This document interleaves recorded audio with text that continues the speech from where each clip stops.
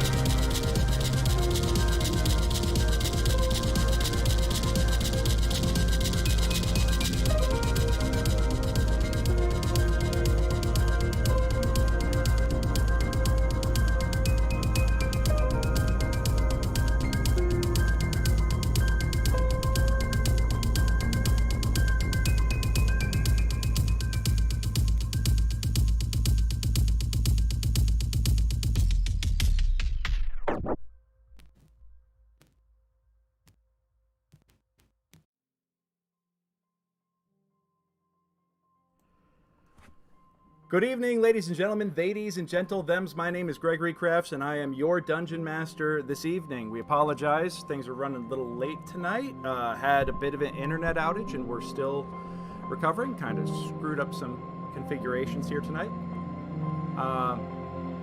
We are experimenting a little bit. We're trying, I am trying to simulcast, well, in addition to running to YouTube, Facebook, and Twitch is apparently giving us problems yet again. It seems to archive just fine, but it does not, it doesn't actually broadcast us live anymore for some reason. I'm trying to figure that out.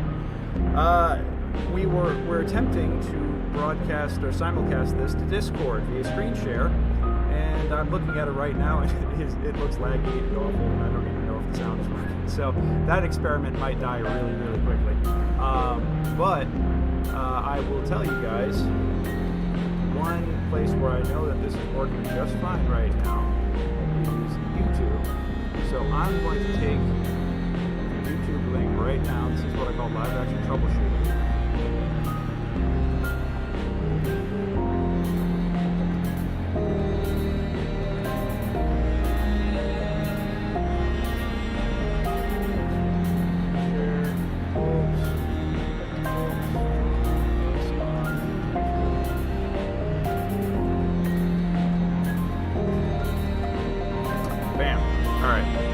That's shared.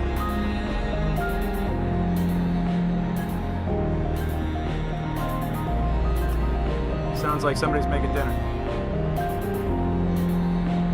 I'm hearing a whole bunch of stuff around me right now. And I think we're just gonna kill the Discord experiment here because that's not gonna that is not looking like the quality of what I was hoping for. So alright, well we will try that again some other time. But in the meantime, I still have music playing. Done. Excellent. Okay. Well, that's fantastic. Thank you very much for that. Do I have an amazing, and now nobody else's audio is piping through. This is fantastic. Advanced audio properties. I don't know why we're...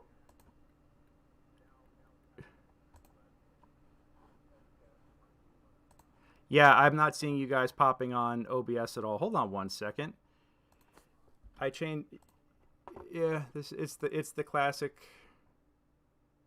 Here we go. Well, let's try that. Oh, hey, there we go. Got it. Maybe we should all leave from our separate bedrooms and just meet in the living room together. Is it good? Yeah, exactly. There you go. What radical idea is that? Right? We're all the same house, right? Oh man, you joke, but if in the future this whole thing ends, I'm working on my library and it'll be a thing. And my wife is listening to this right now and she's like, "What are you doing? Why are you volunteering us right now?" But it'll be worth it, trust me. All right. Well, anyhow, folks, sorry about that. We've been just dealing with some configuration issues tonight. I'm going to fix one other little thing real quick. Yeah, that needs to be disabled too. Okay, cool. And now I think we're good to go. All right, so... Oh, hi, Alyssa. Good to see you. Thank you so much for joining us tonight. And, yeah, it looks like she's putting you on blast there, Seth. Oh. Oh, apparently Paul is showing up in Lauren's place right now. In Lauren's place. Oh, that's fascinating. Did I bump Lauren somehow? Oh, because Lauren is missing. Lauren, no! Lauren dropped out of broadcast, so he got repopulated. Man, we have another character stricken by the mystery. And that is why I'm getting crazy echo off of you, Paul, is because your audio is getting looped through twice. So now that Tara's back, hold on one second. See, this is all the troubleshooting that we do before the show is supposed to start, and when we thought we had it all well in hand. You know, we had an internet outage that had me stopped until about almost exactly 7 o'clock. So, but we're back up. We're running. We're in good shape. I'm excited about this. Feeling good. And yeah, I'm gonna duck out Spectrum of the decided voice. to remind us just how wonderful their service is for all of the money. Remind me everything that I'm paying for. Exactly. You know, yeah, and let's don't remind me of the fact that I still pay full bill every month for them for my theater, just so my church rental can live stream services to their congregation right now. But you know, he pays me enough money to justify it. But still, it's like, anyhow. So let's take a breath. And good evening, ladies and gentlemen, ladies and gentlethems. My name is Gregory Crafts, and I am your Dungeon Master this evening. Welcome to Brutes in the Shackled City, episode 20. 20 weeks of the Brutes. Actually, technically even more than that. More like 23, but who's counting? But episode 20, guys, we are here. I am so excited for this. I'm so excited to have all of you guys here tonight. I do see that we got a few people watching us on various outlets. If you are, please shout it out in the chat. Please post a comment. Please, say something. Tell us who you are, where you're from, and how you heard about us. And, the other thing is that if you're watching the stream tonight, you know that you're watching a D&D game. If you're watching D&D, you probably know how inspiration works. In my game, the chat awards inspiration. So these guys definitely need people in the chat to give them inspiration. So if you're in the chat, long-time listener, first-time caller. All right. But that's an example of how the chat works. It's going to pop up right on here, or when we go to our tactical map, it's going to show up right over here. I've designed all these sexy-looking 8-bit retro-style things to make us look good. So, if you want to chat with us, it'll pop right up here, and we'd love to hear from you. Now then, I've lost my whole shtick just because the whole night's been thrown off so far. I'm also hearing that Twitch is down yet again, so that's another problem that we'll deal with in its own time. And the Discord experiment didn't work, but we tried. But regardless of all this, I am a dungeon master for hire through Mastermind Adventures. If you've never played D&D before, or if you've been playing for 30 years like me, you can hire me to run games for you. Games like this one, where we meet weekly and we go on crazy adventures, and it's a big ongoing storyline. Or it could just be like a one-night, one-shot session, have a great time, and, it's like my dating life all over again. Oh, I broke Paul with that. All right. We now I'm really all thrown off. Anyhow. Yes, I'm going to post a couple of links in a little bit, links to the games that I'm offering for February, but I do want to announce right now that it's the end of February. I've got a few games that are being offered through the end of this week, and then I'm not going to offer them anymore for a little while. But March is almost upon us, and it's March Madness, and with March Madness, I'm not talking basketball. I'm talking it's hammer time. I'm going to spend the month of March dedicated to the Secrets of the Barrowmaze. Now, this is a West Marches style mega dungeon. West Marches style is a kind of campaign where you can have anywhere from 10 to 50 players. We're all hanging out on Discord together. I drop a couple of plot hooks in there. You guys find one that you guys want to do. You muster a table in the chat. You let me know, hey, I want to go do this. We set up a time together, and I run a custom bespoke one-shot for you based on that plot hook for you and your party. And then the effects of that adventure are persistent. They carry over for the rest of the campaign for everybody else. So if you kick in a door in the dungeon, the next time somebody rolls through that part of the dungeon, that door is probably going to be kicked in unless the monsters fixed it. But that's the whole thing, that this game is a living, breathing ecology. So there's going to be a lot of tracking, a lot of bookkeeping. But I'm looking to have a really, really exciting experience with this. That is my big game for the month of March. I'm going to continue offering Jailbreak as well. Jailbreak is my freebie one-shot, a 1-hour escape room style adventure. If you've never played D&D before, or if you're looking for something that's a little different than the norm, because it leans really heavy on puzzles and some of the other tiers of D&D adventuring. It's not just hack and slash. That might be something worth you checking out. So I hope you will come and check it out. I typically run that on Fridays at 6 p.m. Pacific time. You could book me for that anytime you want through mastermindadventures.com. And I should also give a quick shout out. My friends, my fellow GMs at Mastermind, every 2 to 3 weeks or so, we try to have what's called a Mastermind Roundtable. And I'm very excited to say that we have our next Mastermind Roundtable coming up this Wednesday at 4 p.m.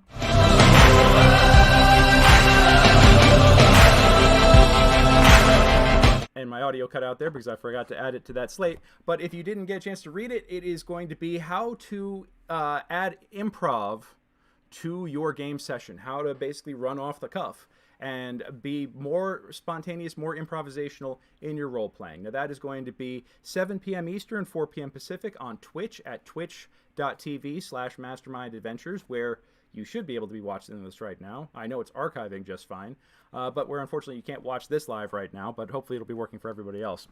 Yeah, so check that out on Wednesday. I'm going to be lurking in the chat and in the comments on that one because, you know, I always need to be more confident in my improving. These guys can tell you that. Yeah. And with that, speaking of these guys, let's go on ahead and get around to the introductions so you can all stop hearing my voice and start hearing the guys who you really are here to care about. So, yeah, let's start with my left. Mr. Birch. You know, I never look at what you're looking at, so whenever you say me first, I'm always wildly unprepared. Hi, everyone. I'm Adam. I play Birch, a human druid. And now that I know I can level up simply by testifying in court, I think I'm going to dual class to an attorney at law. Maybe start doing some public defense, that kind of thing. You know, see if I can get to level 5 before the rest of y'all. All righty. Mr. Lorenzo.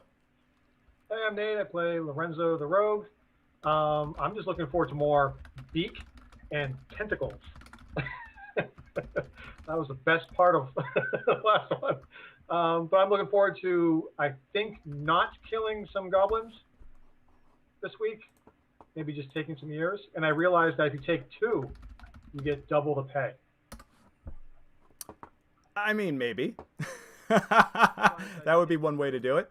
Awesome. And let's see here. Who's next? Mr. Greysoul. Hello, everyone. I'm Matt. I'm playing Greysoul, a half-elf cleric that is learning he's got more than a few voices in his head, and they're not all there for a good time. At least not his good time.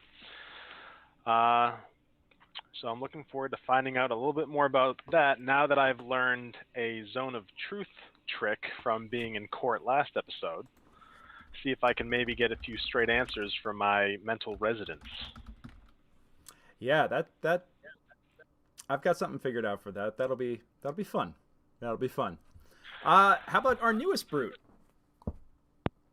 Hi, I'm Seth. I play Seneca Polaris, a Tabasi wizard. And I have $1 million words, apparently. Yeah, that was some impressive lawyering. I mean, really, really impressive lawyering. I haven't had a chance to clip the highlights from last week yet, but when I do, like, your speech is going to be the one that probably gets thrown around the most. That was some fun stuff. That and Nate just completely throwing your locksmith under the cart. Like, damn, that was vicious. Deserved it. Man, we could see right through you. Okay, don't even try to mess with us on that. Tara. Hello, my name is Lauren. I play Tara Ferris, the Elven Bard. I'm very excited that in leveling up I have decided on the seat Linguist, since we've spent so much time in the Underdark, and I foresee spending some more there. I have taken the languages Gnomish, Goblin, and Undercommon. Gnomish, Goblin. Nice. Nice. I figure, you know, I was around it for so much. Certainly my character would have learned some, picked it up, you know. I particularly, in my real life, have no gift for languages, so I'm definitely living vicariously through Tara right now. I mean, I'm doing the Duolingo thing, and I'm still on, like, I'm 250 days into Spanish, and I'm still on, like, Donde está el baño, you know, so... It's a long process. Yeah, I Tara tried and I can sit here going at each other. Yeah. We'll have full conversations and we'd be like, what's happening? I would love to see that. I would seriously love, like, please don't let me be the only one talking crazy here. I would greatly appreciate that. It totally gets engagement too. Mr. Brick. Hi, I'm Joe. I'm playing Brick, the black scale dragonborn who is basically the tank for the group. I walk into rooms, I die, everybody else comes in, defeats the monster, reses me, rinse, wash, repeat. I am disheartened to hear that you don't have highlights from last week, because last week was bar none the best episode that we've done, and I would be putting Birch at the top of that list for the three or four grand speeches we got last week in defense of our gnomish friend. I felt Birch has brought me the most joy. It was just in game. Brick is getting very endeared with Birch. He's like the little brother. Thank you. I love it. And last but certainly not least, Paul. Hi there, Paul Masterson. I play Sir Feldrican Vorkris, the golden-scaled dragonborn paladin of Helm. And man, that was a roller coaster last week. I think it goes to show some of almost our combat encounters where I thought we were all on the same page, and then man, that turned out that was a wild ride. And just when I thought I was the only paladin in the group, in swoops Seneca Polaris to show me how a paladin paladins, and I am just thrilled to not be the only paladin in the group anymore. But we'll see. I think it'll be interesting to see the moral quandaries that we have in the streets, and whether we get shanked or not while we're discussing the right thing to do with the misunderstood interlopers of the city. Awesome. All right. And actually, yeah, just so people understand what it is that we're referencing when we talk about the big speeches and everything last week, who would like to recap our last episode? I would say that I think it should go to our newest brute, and we should throw him directly into the fire on this. So make him do the recap. I mean, you said you listened to all the episodes before you joined the group, man. So we gotta see what you know here. You know? I mean, we haven't even done that. I haven't even done that. I mean, honestly, all of my group members in my other group haven't. And I posted every single recap that's just on private links for them, and they only watch the ones that they miss. Like, oh, I had to go to bed early, so I watched the last hour. And I'm like, okay, well, at least you know what happened. Okay, so Keygan, who was the locksmith that was turning over the master keys, the skeleton keys to all the master locks in the city that allowed all of this stuff to happen.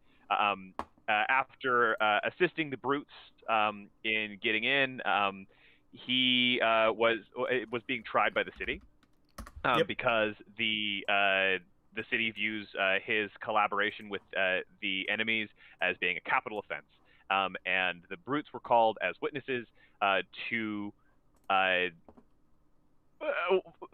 see what they had to say, and to either advocate for or against the penalty that the city was levying against him.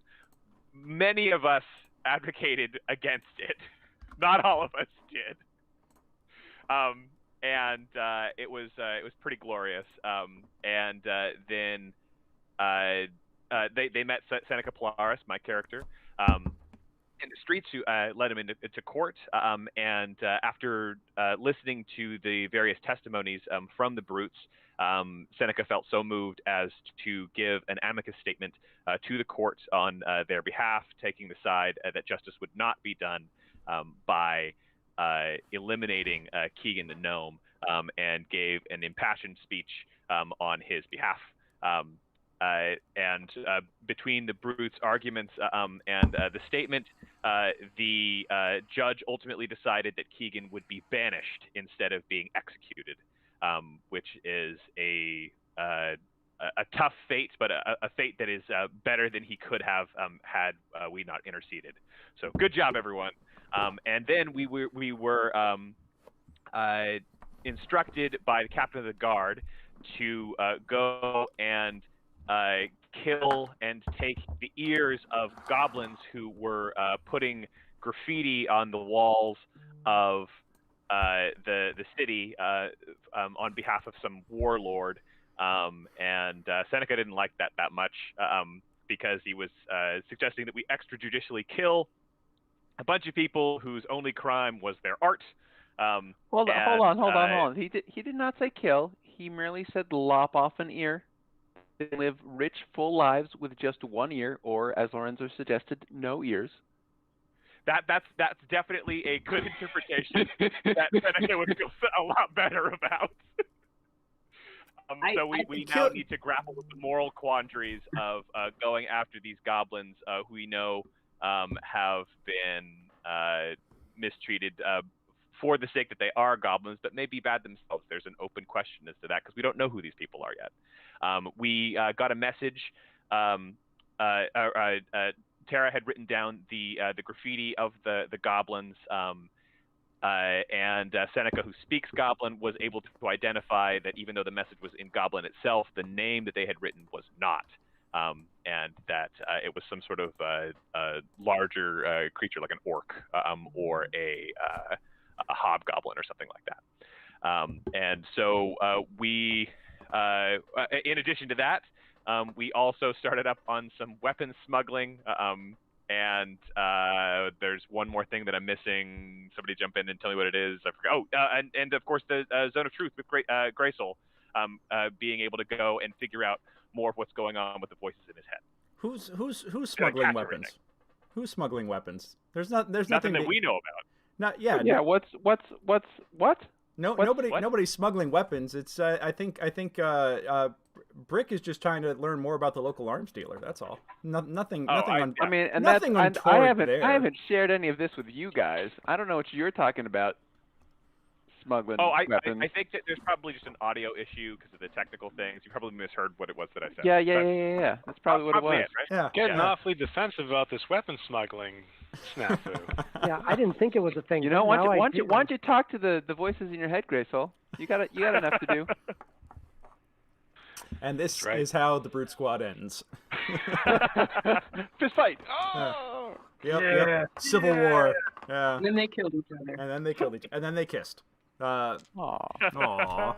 It's a meet cute. Yeah, just like Bridgerton. Yep. Get some Which one is Brick? All right. Alrighty. So if you try hard enough, anything is a meet cute. You right. That really skeeves me out for some reason. I don't know if that says something about you or if that says something about me, but that really just okay, now it's definitely you. Okay, all right.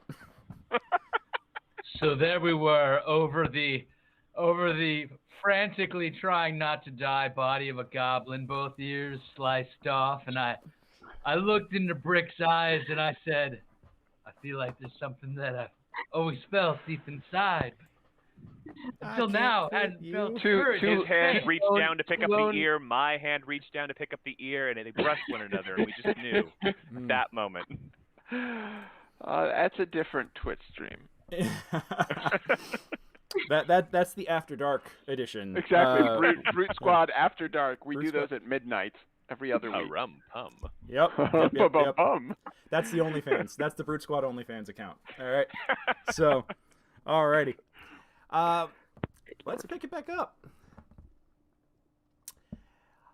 It's the next day. You guys all did actually manage to get some rest after going out and having a rather uneventful night wandering around the city, not knowing what you're looking for. You know, you walked around for a few hours.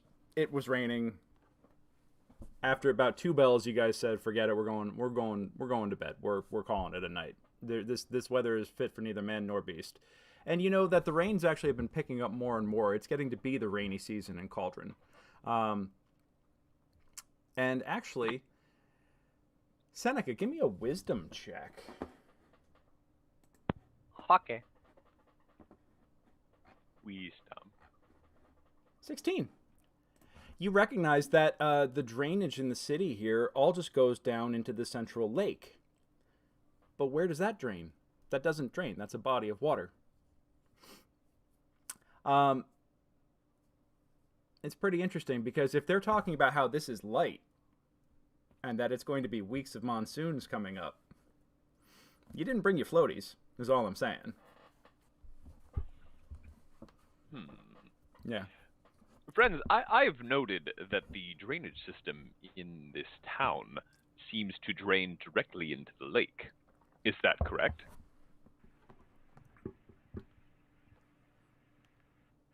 I mean, I've only been here for a week. I wouldn't really know. Well, do you see the problem with this? Yes. No. You see, if at the level of light rain that we are experiencing now, if it is all draining to the lake and there is no further drainage from the lake, we could very soon see a flood in this town. The drainage could back up. This is not problematic to you in any way. I don't know. How high is my house on this? But no, that would affect me personally. So, probably like. Well, they've clearly gone through this before. It's Lorenzo, you live here. What happens? Yeah. What happened last year? I don't know. I'm not a plumber. I don't pay attention to how high the water is. Should we assist in the preparations? The townsfolk may be able to use our help. I mean, I don't think you can punch a lake into submission, but we can give it a shot. I don't think seven people. I think our skills can be better put elsewhere, perhaps investigating the goblins than where are we? doing are we in the physical streets? labor. Are there any guards around? You guys are wandering around the streets. This is we're taking a quick cut to the night before. Gotcha. Out right now, it's Feld, it's Seneca, Tara is there, Lorenzo is there, Birch is there. Basically everybody except Greysoul, and Brick has rejoined you guys. So Greysoul is the only absent one at the moment. Yeah, and it's just one of those things that it's like you're walking around, you don't really see anybody else out at this point. It's like, just interesting. File that away for later. That's definitely something to ask about. Yeah. So the next morning, I have more a question for the mayor than for us. Yeah. So the next morning, you all wake up, rested, mostly. Brick, you still have not managed to get a good night's sleep, but this one at least you were in bed, staring at the wall, staring at the ceiling, until dawn came. You feel like you might have gotten a little bit of rest, but you know that when you go to sleep, that's when you remember. And you just are not in a place to deal with that right now. So it's another pot of coffee day for you, man. Fair enough. I'm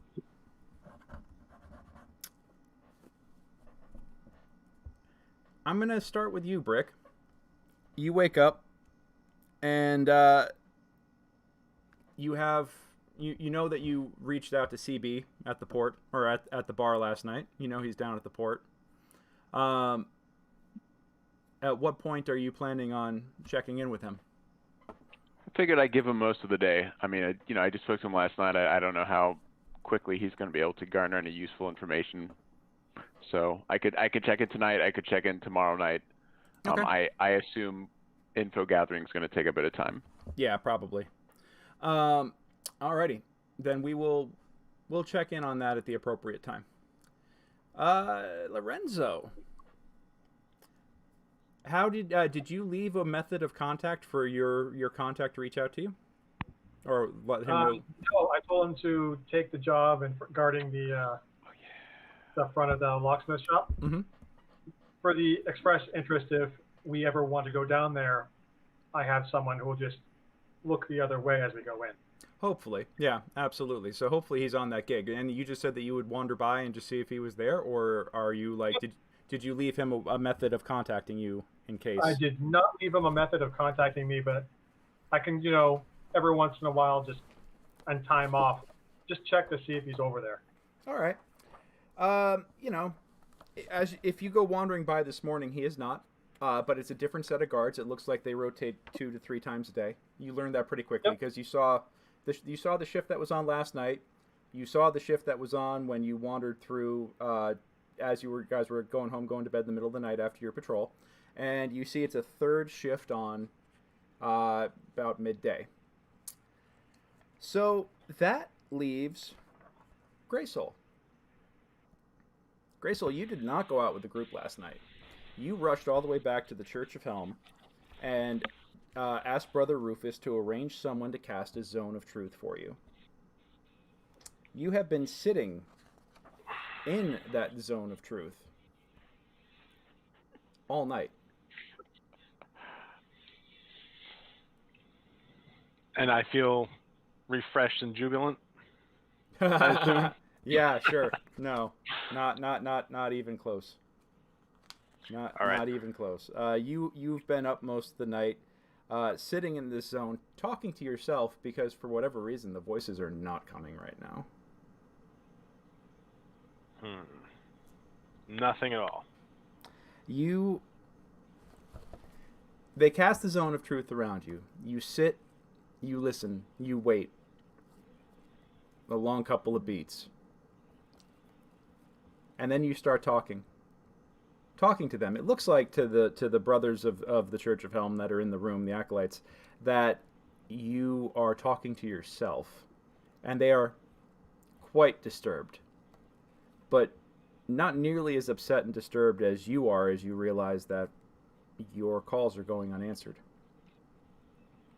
But you are determined. You are determined, and you sit there all night, waiting. And sometimes muttering to yourself, sometimes yelling. At one point, you're even close to tears, just in frustration.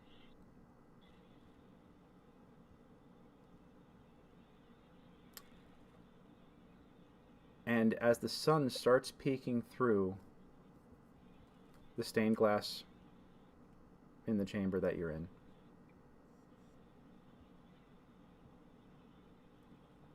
hello, son.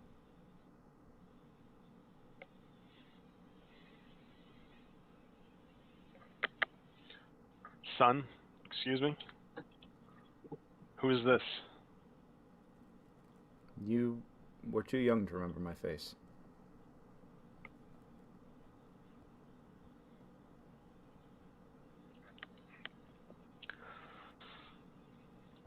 Are you some form of Lyra? Are you some deceitful entity pretending to be Lyra?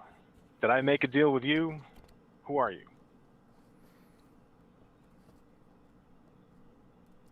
It's difficult to explain. I'm not the only one that speaks to you, and you know that, but It's getting very crowded in here lately. I know. Look, I don't have much time. Your mother and I are proud of you. Trust your heart and stay the path. And remember... How can I even... It wasn't your fault. What wasn't my fault? You know.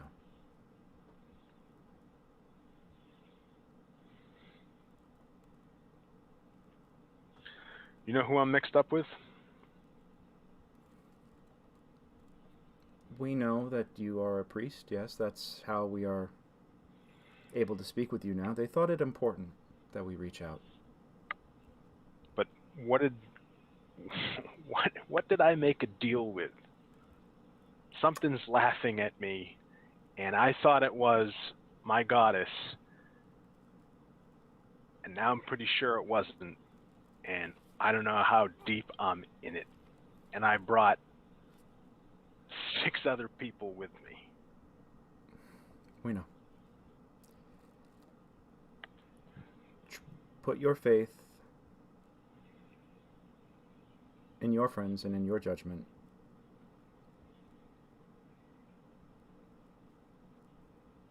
You will get out of this. We don't quite know how. I wish I could tell you more. But I've watched you. And you're smart, and you're strong, and you're courageous, and it will be okay. Just You're trust. really my father? Yes? Does the Zone of Truth blink or anything? No.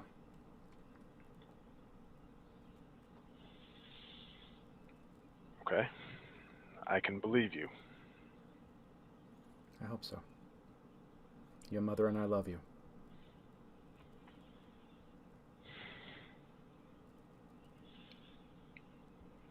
I wish I could remember you. We wish we could have been there. But we're always here with you.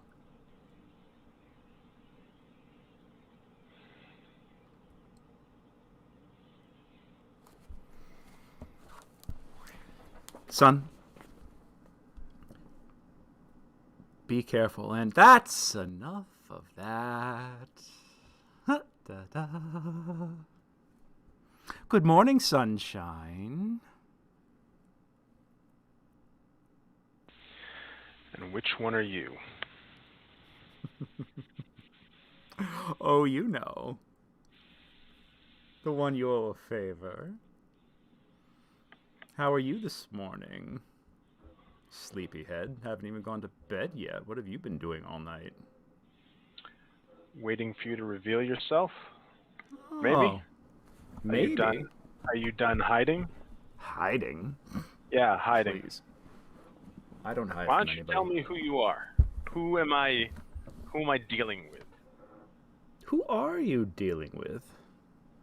You're not even sure if I'm real or if I'm just some errant bit of static electricity firing between neurons in your skull. You don't know what I am. You don't even know if I'm telling the truth about any contract. That might be with your goddess. It might be with me. I might not even exist. What do you know for sure? I know you're a question-dodging coward. And if you're not going to come out and say who you are, if I actually have a deal with you, then I guess maybe I don't have a deal with you at all, and I don't need to worry about it. Maybe it is my goddess that I need to deal with. Well, you will have to deal with your goddess at some point about this little situation. Remains to be seen, of course, what the terms of that might be. At least to you, to me, it's all crystal clear. But you want to know who I am, Corvus. I'm the one who brought you here. Brought me here. Brought you here where? To Cauldron? To Cauldron. You were here at my request. I'm the one who spoke to you in your dreams. I'm the one who inspired this little pilgrimage to the middle of nowhere. Why else would anybody want to go here if it would not be to serve a higher purpose? And boy, do I have a higher... sound like a higher purpose.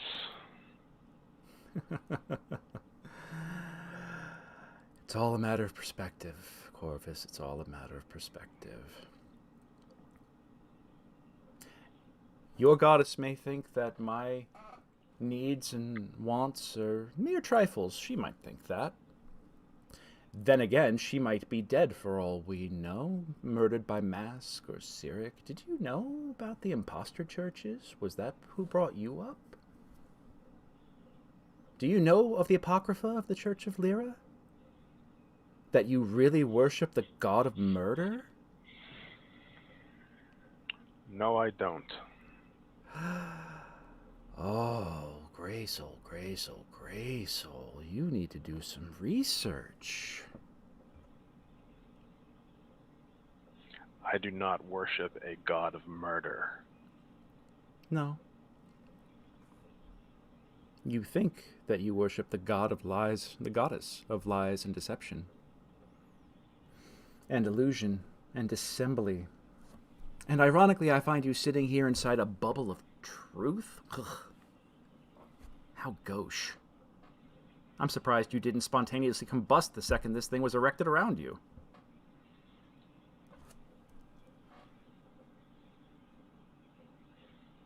What? Cat got your tongue? Little cat boy running around with you? Did he snatch it and is he smacking it around the floor right now? He is one who I will have to get a contract with at some point. I'd say that's unlikely. I'm done making deals for now. Oh, no, you're not, but you just don't know it yet. Because here's the thing, Greysoul. You can do for me, and will do for me, what I need. Because I have what I know deep down inside you want. Pancakes and extra bacon? Power.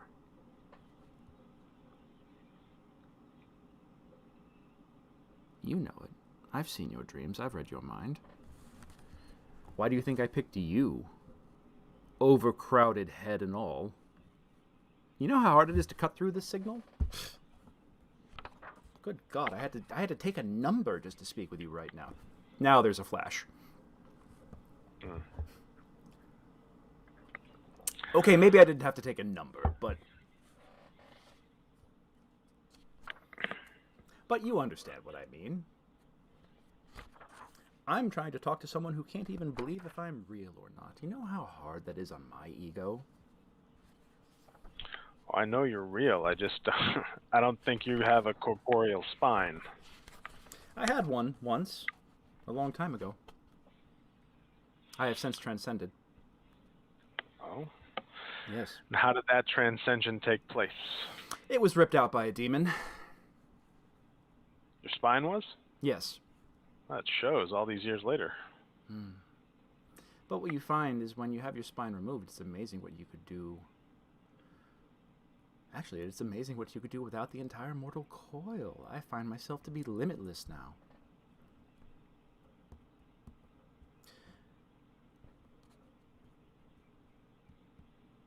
But you intrigue me, Greysoul.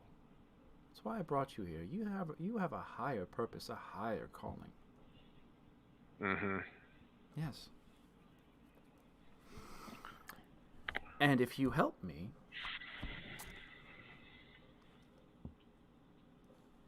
I can share that unlimited power with you.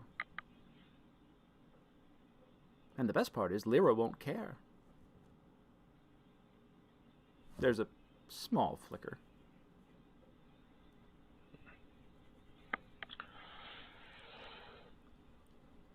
You know what? What? That sounds really good. I think I'll take you up on that. Really? The zone of truth should light up at that point. Yeah, it very much does. Oh. Look, unless you're going to produce said pancakes and bacon, do you think you could get out of my head for a while? You know, you drone on, and at least the mage uses cool-sounding words. You just annoy the crap out of me. Cool-sounding words. You are such a bumpkin. I bet he gets paid a platinum by the syllable. A silver tongue. Be a shame if I told you to rip it out for me. But I will tell you this, my friend, and I do consider you to be my friend. For now. That little stunt I pulled back in Zadaroon was simply to get your attention.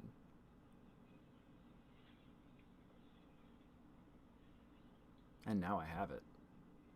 To the point where you woke up half the church just to speak to me again because you were that desperate. You, my friend,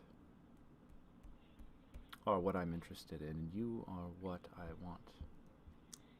Your help, I should say. There's a bit of a flash there.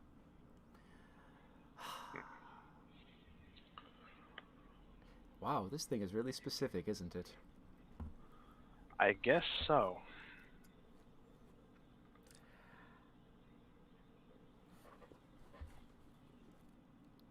I hope you enjoy your breakfast.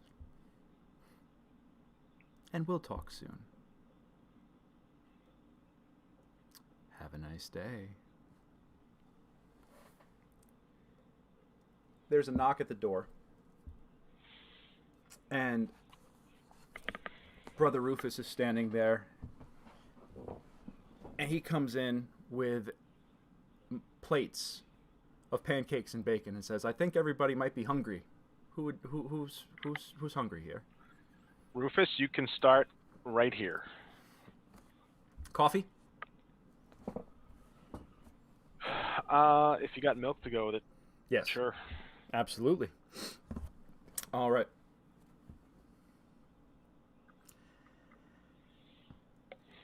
Where do you guys want to start your day? Is there an armor in the Church of Helm, or is it just, or is it an armor shop? The church can requisition things, and it has an inventory. It has an inventory of basic equipment. Besides the Star of Justice and a few potions and scrolls, there really isn't anything magical. Right. But there is an armorer in town. A couple of small weapon shops and things like that. But everybody recommends Sky's Treasury. Gotcha. I think we're expecting to have to go and talk with the mayor before going off on this this hunt for the goblins. And it's a small little thing. I mean, I don't know that we need to have a massive march to the armory or armorer necessarily. Of just we need Earl. We need to see about getting Earl fitted for some barding, some chainmail from all the gnomish sets, and I need to have some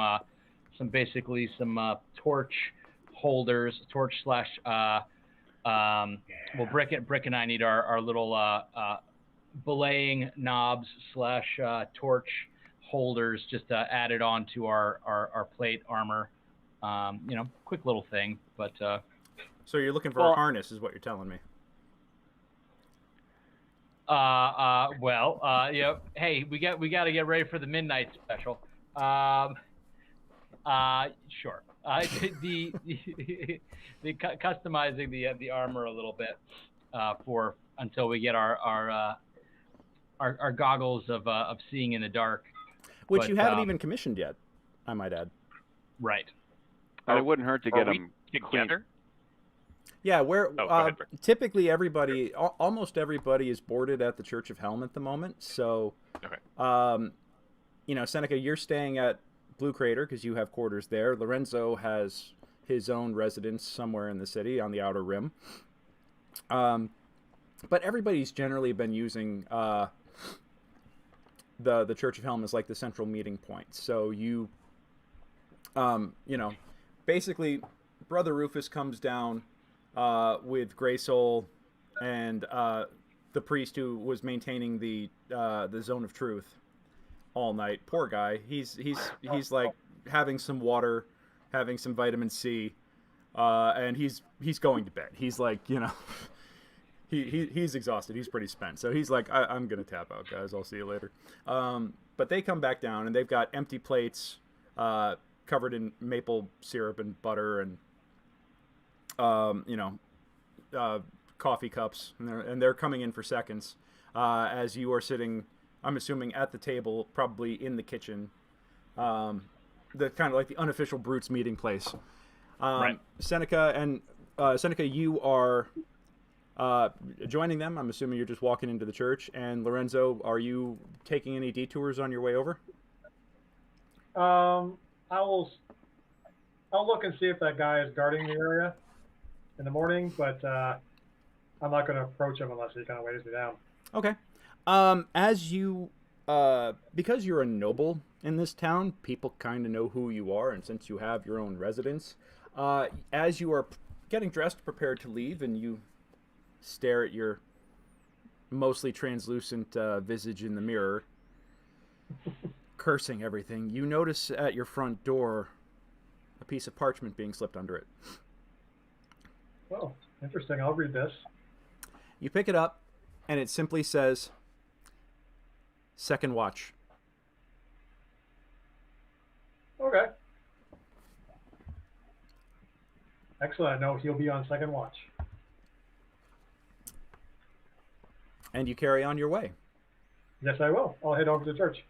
And how do you do anything to disguise yourself as you walk, or to hide your condition? No. Well, okay. Other than just normal clothes. Okay. Not bloodied and disgusting anymore. you definitely get some looks as you go. People stare. you know, and then they see the translucent person, then they realize like, oh, that's one of the Lidu. Sorry, sir, sorry, you know, and there is a child that stares at you, mouth agape, and the mother grabs him. She's like, but mommy, he's see-through, and she yanks him out of your way. And you just keep on trucking? Yep, I'm gonna do the Spider-Man dancing down the street. Oh damn! All right, you just at that point you got a little bit of swagger in your step. You know, you're just like, yeah, what? And you get to the church. Everybody's eating breakfast, and there's a knock at the door. And after a moment, Lorenzo joins you.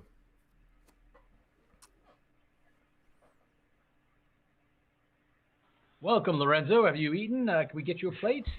Sure. I have a question for everyone. I have never seen or fought a goblin. I've only heard terrible things. Are they evil in general? Is that a thing? I think that's the general assumption. I mean, more often than not, you will find them with, yes, creatures with evil intent. A great deal many human beings have gone to war against one another, suffered, persecuted, traded one another, yet we do not assume that all human beings are evil.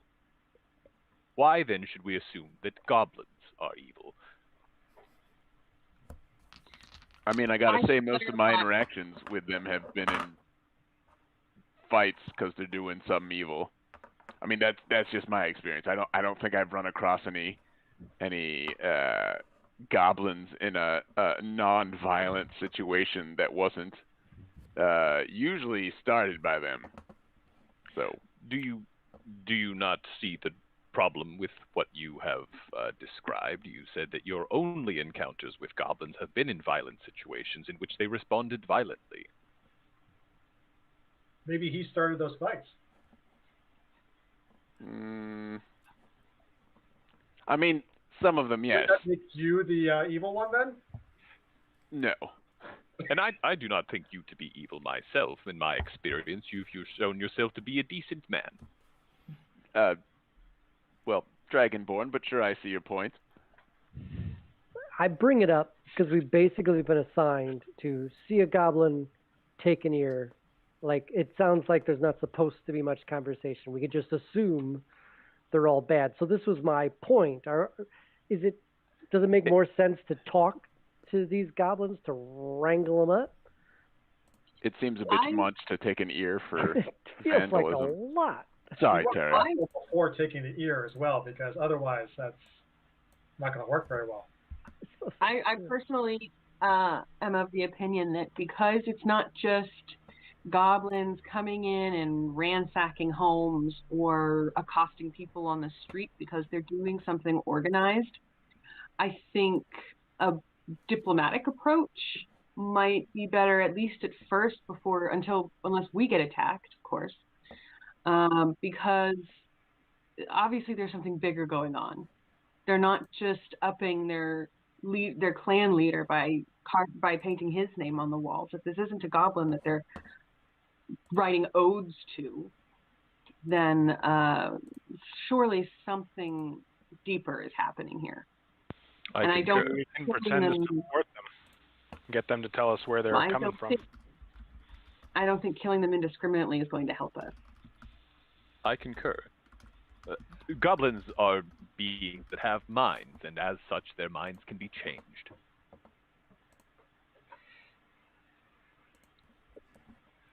Okay. It is possible, and it is possible. We shall see. They are creatures oftentimes of great fear and fealty to creatures who are truly quite dark.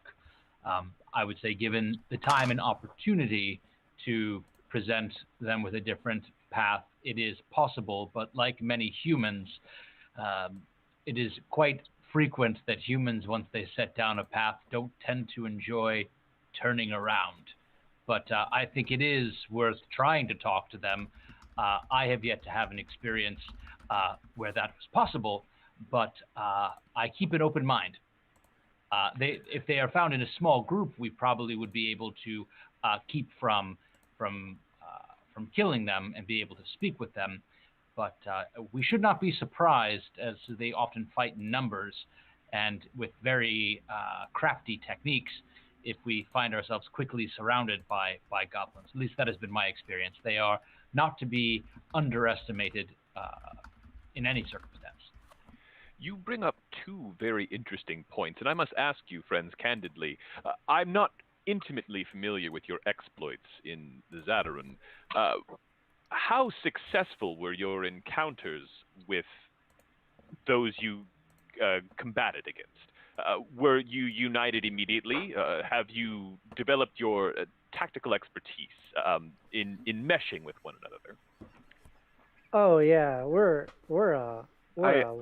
I think we have polished. I think we have a general routine. Well, I pick a fight. Machine. I get hurt. Well Everybody oiled. finishes the fight. Look, We have loot. let's put it this way. The things that we were tasked with fighting last time were slavers and were kidnapping children. So it's pretty easy to, as a united front, take on that kind of danger. This is a little murkier. It sounds to me like maybe we should, before the evening, go out and buy ropes, ties, things of that nature, so that we can maybe capture instead of massacring goblins.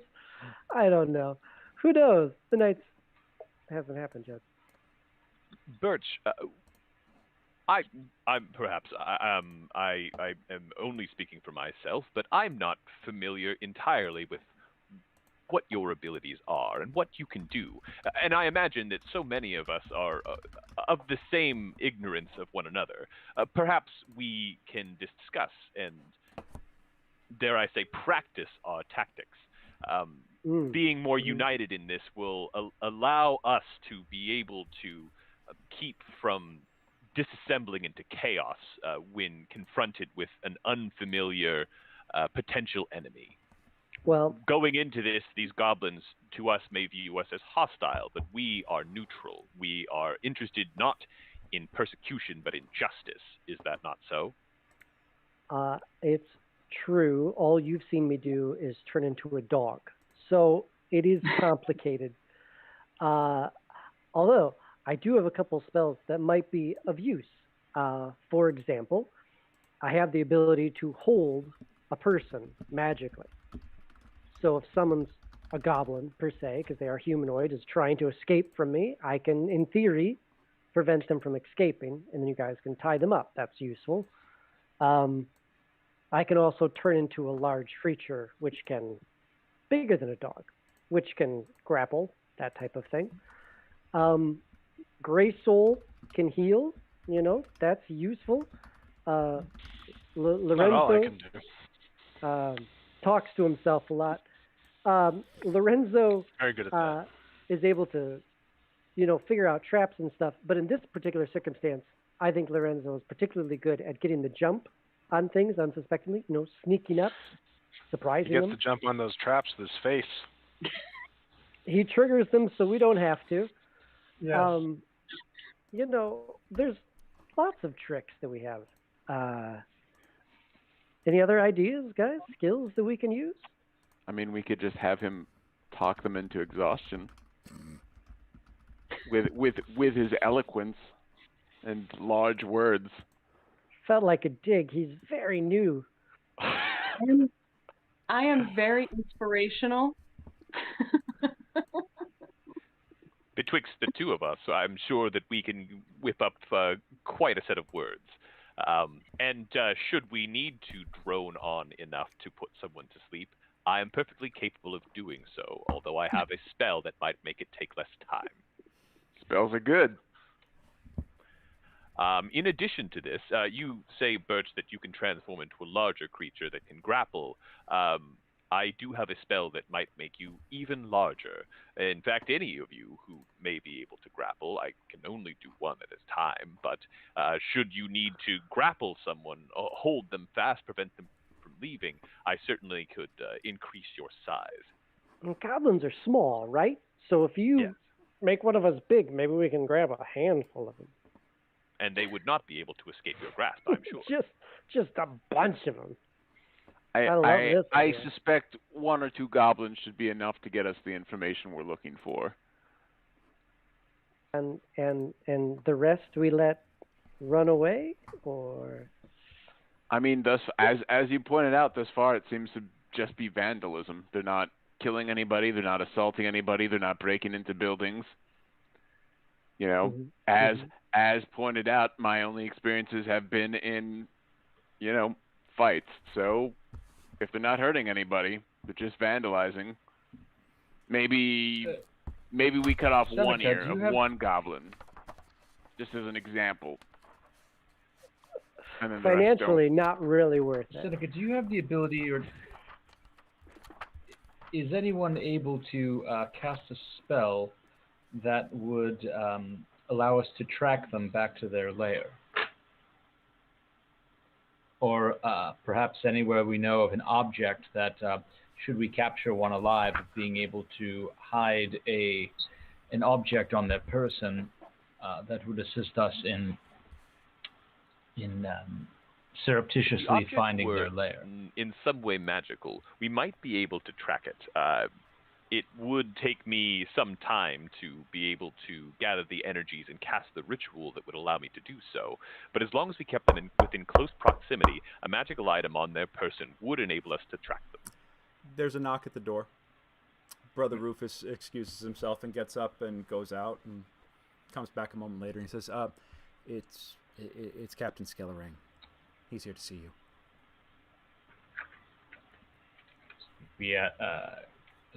Brother Rufus, could you show him to the sitting room? Certainly. Can you locate animals or plants? Because you can do that within 5 miles. Yeah, and I've seen birds turn into like tiny little like mice. I can technically locate animals or plants, but it'd probably be tomorrow, as I didn't sleep on it. I cannot currently under my current abilities, but if this is something you might be willing to write down, I could copy it into my spell book at some later date and be able to use this as well. I do not currently have this ability, but yes.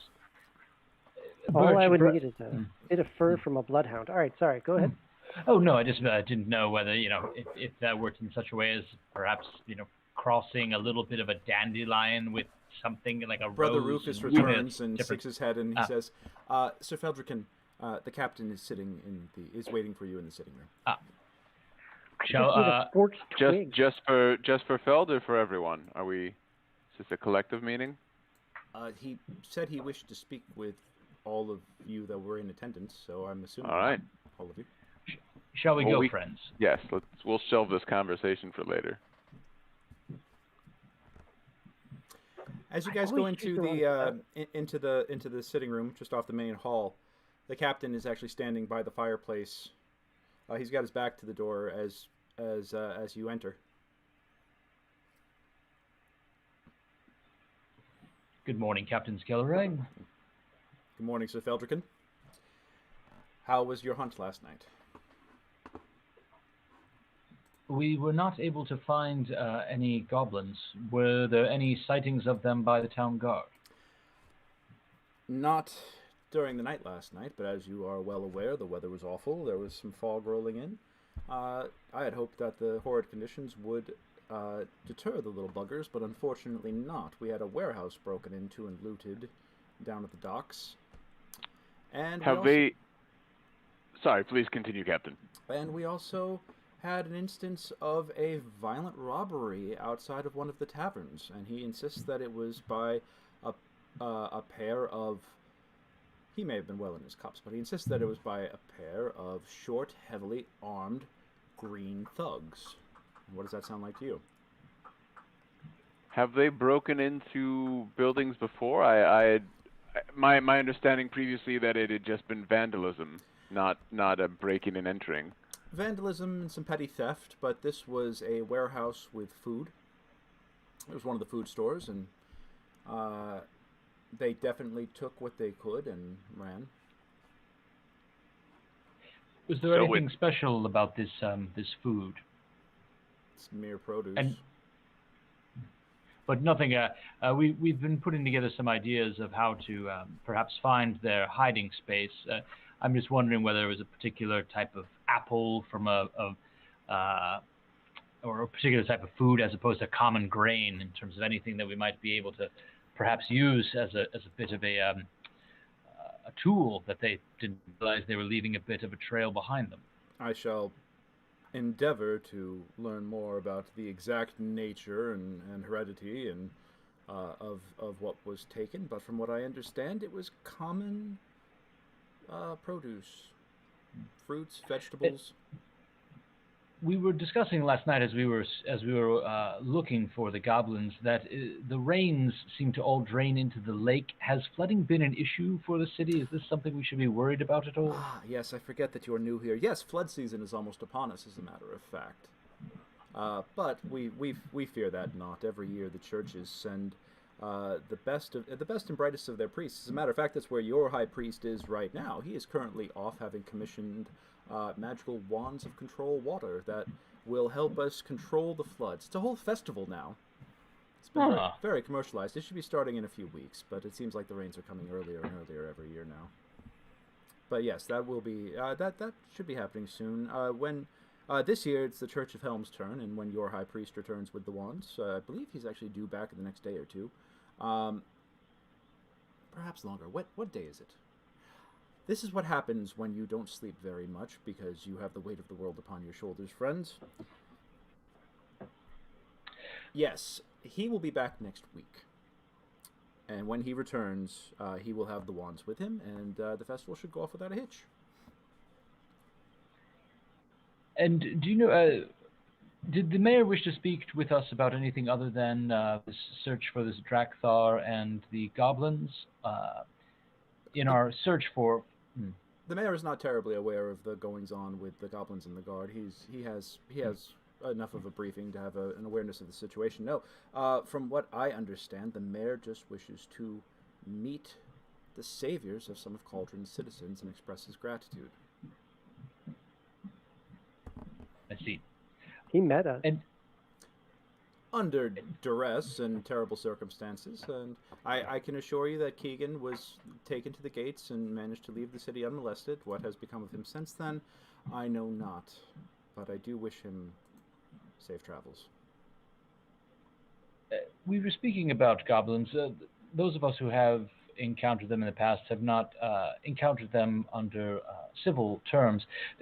Have you had any encounters with them in which they were able to be spoken with civilly or communicated with? Or what is your experience with goblins in this area been? Why would you want to communicate with a greenskin? Don't try to reason with them. They're irrational. They're better. They're a little better than animals. They come in here, they destroy our cities, they ruin our property, they steal our food. The graffiti, some of the graffiti that they posted referenced a name that was not goblin in nature, and the suspicion among the group is that they may be organized by a non-goblin force. So to solve your problem more efficiently, it might be worth going after the head of whatever this organization is, as opposed to, mutilating these little goblins. So if we can interrogate one of them and find out where they're getting this from, we can just go murder the boss. That should, I have none alive and holding, if that's what you're asking. Really? No, I said I have none, not one. Oh, none. Oh, well, that's a problem. Yes. We thought you said one. I did not misspeak, but just to be clear. But yes, that is why we want to try to interrogate one of them, because it'll be more efficient to find who's organizing them and stop them rather than trying to hunt down a goblin here and a goblin there. I mean, suit yourself, but they're a little better than savages. Cut off the head, not the ear. Did anyone see? I don't care what you do with the rest of the goblin. I'll pay you per the ear, but I don't care what you do with the rest.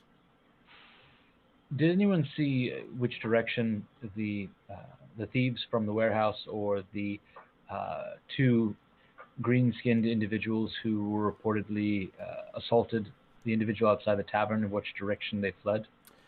That's the thing. Every report indicates that they head in different directions. The group that raided the warehouse was not actually seen. There was just graffiti. And the ramshackle haste with which that they broke into the warehouse did not show a great deal of care. So I think it's a safe assumption that it's the goblins that have been escalating things. But the mugging, and that's the other thing, there is no rhyme or reason as to how they are striking. We've had graffiti reported all over the city in various points. But the mugging happened outside the Slippery Eel, which you have to be ballsy to be willing to take on someone outside of an establishment of scum and villainy like that. But the warehouse that was raided was on the south side. So it seems like either there's a lot of them, or they move very quickly. Is the graffiti still there at the warehouse? Yes. Can you point out on the map exactly where it is? We'll go check it out later. Yep, as you guys look over here, you do see that he indicates... actually, pardon me, it's this one right over here on Ash Avenue, southwest corner of Ash Avenue. Let me give you guys a location that's not already predetermined to be something else. Yes, he gives you the address. He says it's Ash Avenue, close to Low Tome Street. You can't miss it.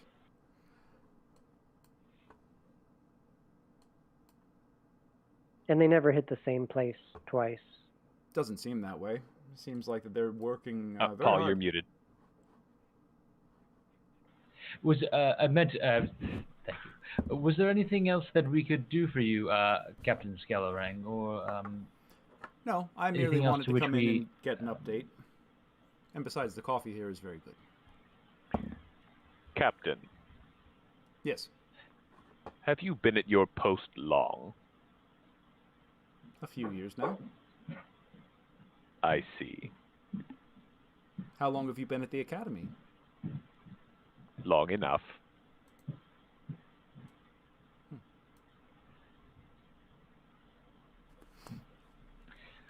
Well, you're always welcome for coffee, Captain. And please, if you hear anything else about these goblins that might assist us, we are always grateful for any tips in which we might be able to help the citizens. Is there any word of any of those who we rescued having any difficulty in reacclimating with their lives? Not that I'm aware of.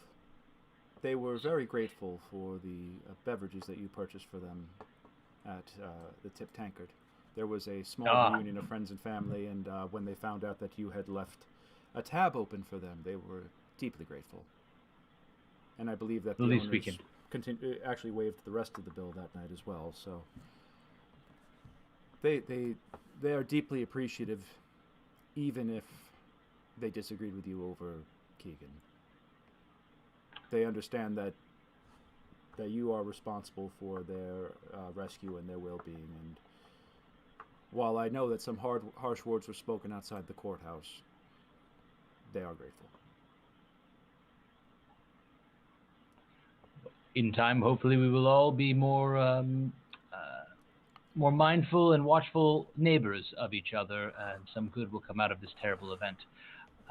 But if there isn't any other questions, perhaps we should go and take a look at this warehouse. It's probably a good idea. Well, with that, I shall leave you to it. Good luck. And good hunting. And if anything develops, let us pledge to keep each other abreast of the situation as it develops. Indeed. Good day. So what's our plan to capture a goblin? Do we want to go check out the warehouse that they broke into, or we can go back to the Slippery Eel? What kind of creature steals food? A hungry one. Yes. This is the problem. That guy is real racist, right? That's not cool. So, yes. Look, I mean, there's lots of scale colors amongst our group. So just him saying green, I was uncomfortable with it. So, all right. So we'd go to the warehouse and what? We look for clues?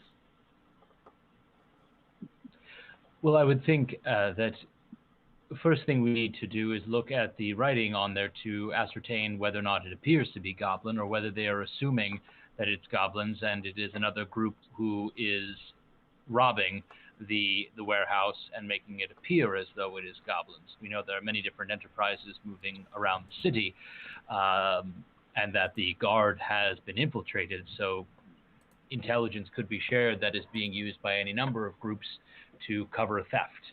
Well, Last certainly enjoys their disguises. Yes.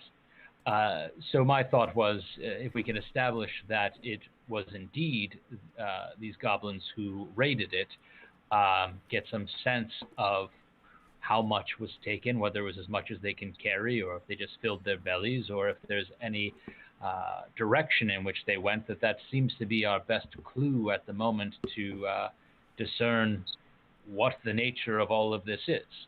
But as I believe you heard both Brick and I say, yes, this is a city that seems to have a I wouldn't say humans only, but it seems to be definitely a humans first approach to their way, and not exactly they're not exactly open-minded, it seems. So I think that is the reality, unfortunately, of the city. Hopefully, through our actions, we can change that little by little. Yes, well said. I meant to ask you, Seneca, we had a bit of an issue when we were underground, as many of us cannot see in the dark. I've heard of these goggles, magical items that assist those who cannot see in the dark with seeing in the dark. Actually, are you aware of... Paul, out of game? No one has made those yet. Oh, no one has made those? Yeah, oh. They are not. They don't exist in the world? They don't exist in the world. We need to find an inventor. I'm sorry, then. I thought I mentioned that in the in when we were going back and forth, but no one has invented those yet. Huh. But you have a brilliant idea. I have a brilliant idea, Seneca. Being in a place where magical items were created, and with all of the amazing things that are made for people who can't see well, etc., you know, I've seen many tinkerers who have the magnifying glasses, etc., for small work. What is it possible to make a type of eyewear where that would allow you to see in the dark, or maybe even see heat, or things of that nature, that those of us who cannot naturally do that can do that? An interesting quandary. There is a unique feature of our biology that allows us to see things in a greater light. Our eyes absorb more of it. Perhaps that feature could be replicated through magic. An interesting conundrum. Let me ponder it. Yeah, and you are aware of the dark vision spell. Mm-hmm. So the idea of enchanting it on an item hasn't really been discussed before, but it could. Certainly there are spells that allow you to do this. In the hypothetical, one could certainly imbue an item with such a feature. Well, I can't see why not. Let me research it further, see if there's something that I or one of my compatriots can do. Excellent. Shall we go to this warehouse, and perhaps if there's if the armorer is along the way at all, I wanted to pop in and see about getting Earl suited up for some barding with some of that gnomish chainmail that we'd picked up, and get some hooks placed into Brick in my armor. Shouldn't take but a minute if it's along the way, but unless we had anything else to do, shall we travel? I think someone wanted to buy ropes and gags. I have rope. I don't. Do the rest of you not have rope? I'm sure we can. I'm sure I have rope. I probably don't. If it's down by the docks, I believe there should be. If we want to get some nets, tossing nets would probably be quite effective, especially in smaller creatures. If they're used to pulling up fish, I'm sure they have nets that would be suited for smaller creatures. I got some friends down at the docks. I can go ask about that. I just want to point out, no one said gags. You want to carry home a screaming goblin? Really? It just feels like it was on your mind and you said it. I mean, the whole point is to interrogate them. I'm not sure what the gags and where would we take the goblins? Like, they would either lead us back to who's ever in charge, or I don't know, we'd let them loose. I guess, especially just in terms of what has been effective before, not knowing goblin culture very well, Greysoul, we should probably make sure that you have a makeup kit, just in case the old Greysoul interrogation special Don't needs worry. to be used again. I refilled my face paint. Seriously, like, Glad is going to come after us if you guys pull that stuff again. Like, yeah. I merely took advantage of the orc's toxic orcalinity. Yeah. I mean, look, in some cultures, that could be a hate crime, is all I'm saying. All right? So, all right. I would also like to point out that I would sooner bring the captain an ear than a live goblin. Just putting it out there. I concur. What if we go to like a local costume shop and just buy a whole bunch of ears and dip them in some sort of red sauce, and then we can just get a little it's going to wind up looking like the end of Gremlins 2 here, you know? All right. I say to the warehouse, and if we could pass by some sort of supply store on the way for ropes, that's not Okay. That's the bookshop. Well, you know what? We're going to go on ahead and we're going to take 10 minutes because it's date 40. We're going to give everybody a quick bathroom break, and we will continue with our investigation when we return.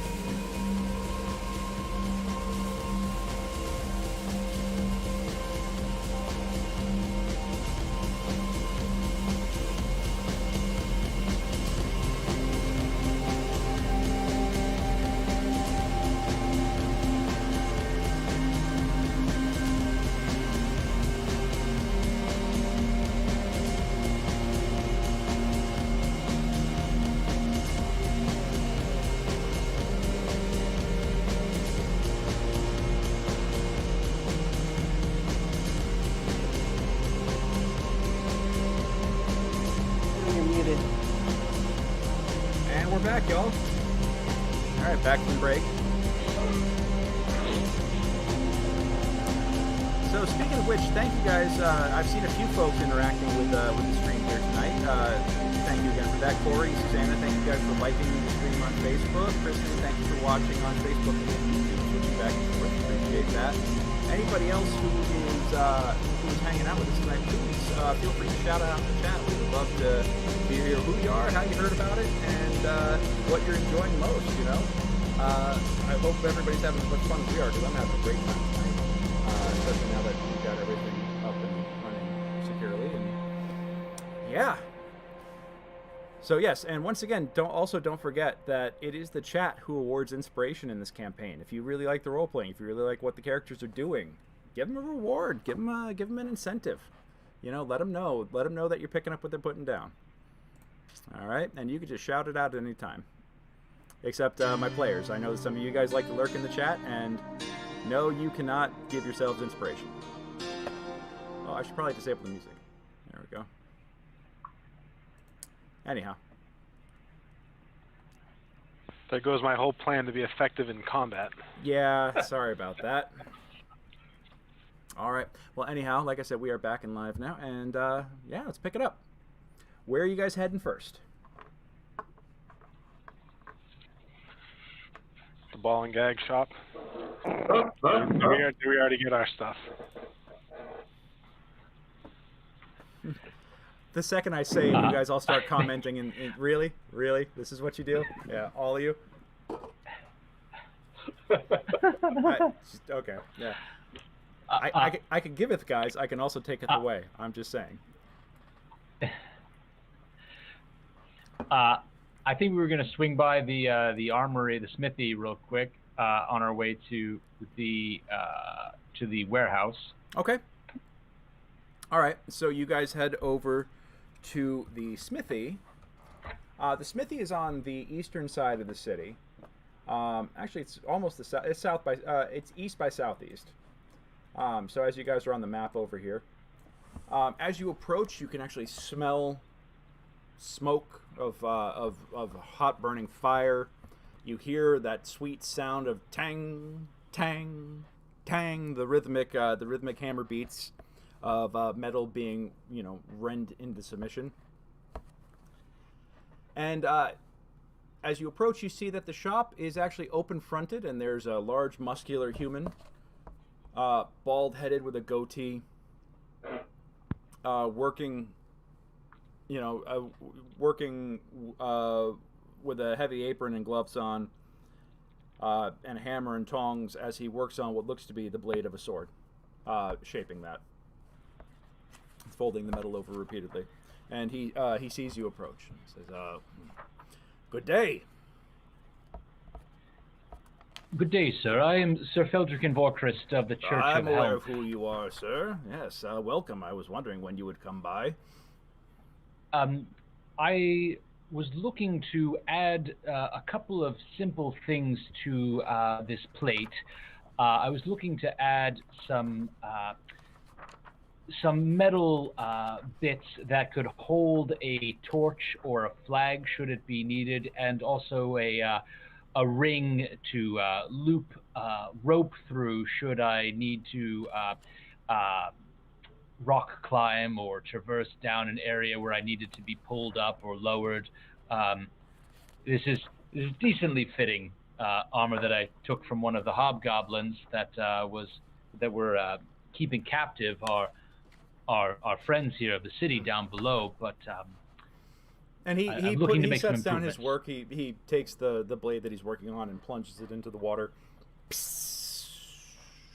Big jet of flame or a big jet of steam. Pardon me. He pulls it out and says, "I'm listening. Pardon me. Let me just put this down here. That's actually some pretty decently fitting armor that you have there, but I could probably also adjust it for your shape, for lack of a better term. Would you be interested in that?" I would, sir. Excellent. How long do you think that would take? We are in a bit of an investigative mode at the moment, and I know not when next we might be meeting foes of the city. Well, my work is... You could have it done well, You could have it done fast, or you can have it done cheap. Pick two. Yes. How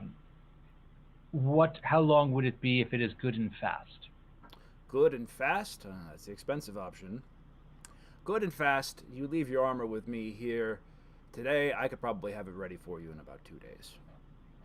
If you're for what you're talking about. Now, of course, I mean, I could make the modifications for you. Probably have those the hooks and the loops and things that you're talking about. I could probably have those done tomorrow. But to have this fitted better, it would take a little bit more time than that.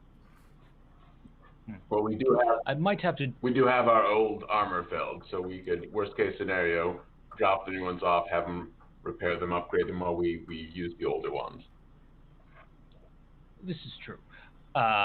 And the other thing that I'm looking to do, we had a number. I'm looking to repurpose some gnomish chainmail into some proper barding for our war mule.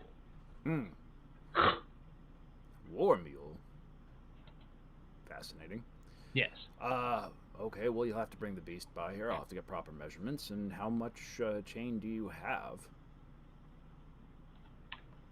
I believe, I forget if it was 8 or 10 suits of gnomish chain.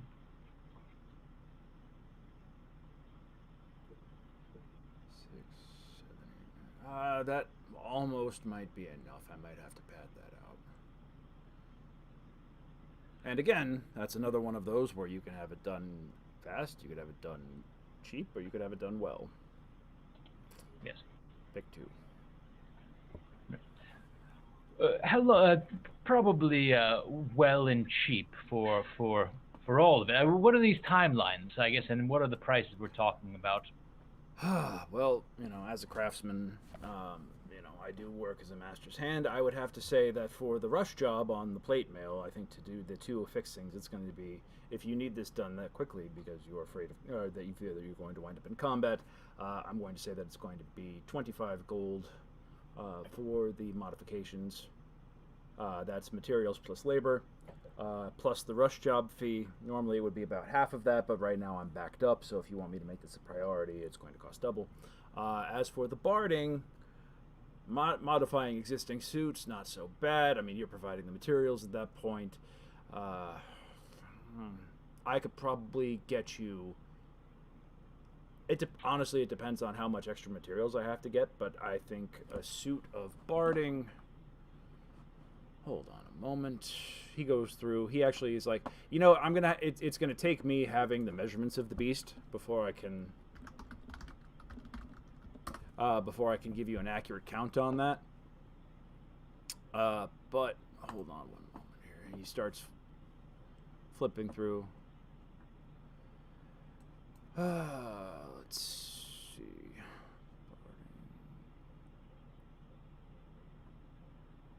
The funny thing is that I'm looking at the cost of barding right now, and it doesn't say the cost, it just says times 4. But 4 times what? Good times. Probably its humanoid equivalent. Nothing is nothing. You take whatever the humanoid equivalent is and then multiply it by 4. So okay, if it's fantastic. chain, then it's that times 4. Chainmail armor 5E. And of course they don't have the prices listed in 5th edition. Chainmail. So he's like, the barding, a full suit of barding for a beast is going to be expensive, but if you're providing me some of the materials, that saves me that cost. You give me about 2 weeks, I can have that done for you. I'll only charge you $150.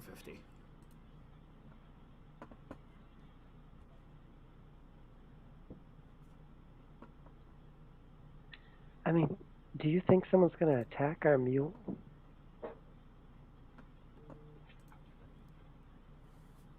I'd rather Mules not might find be out about if to we... see the goblins.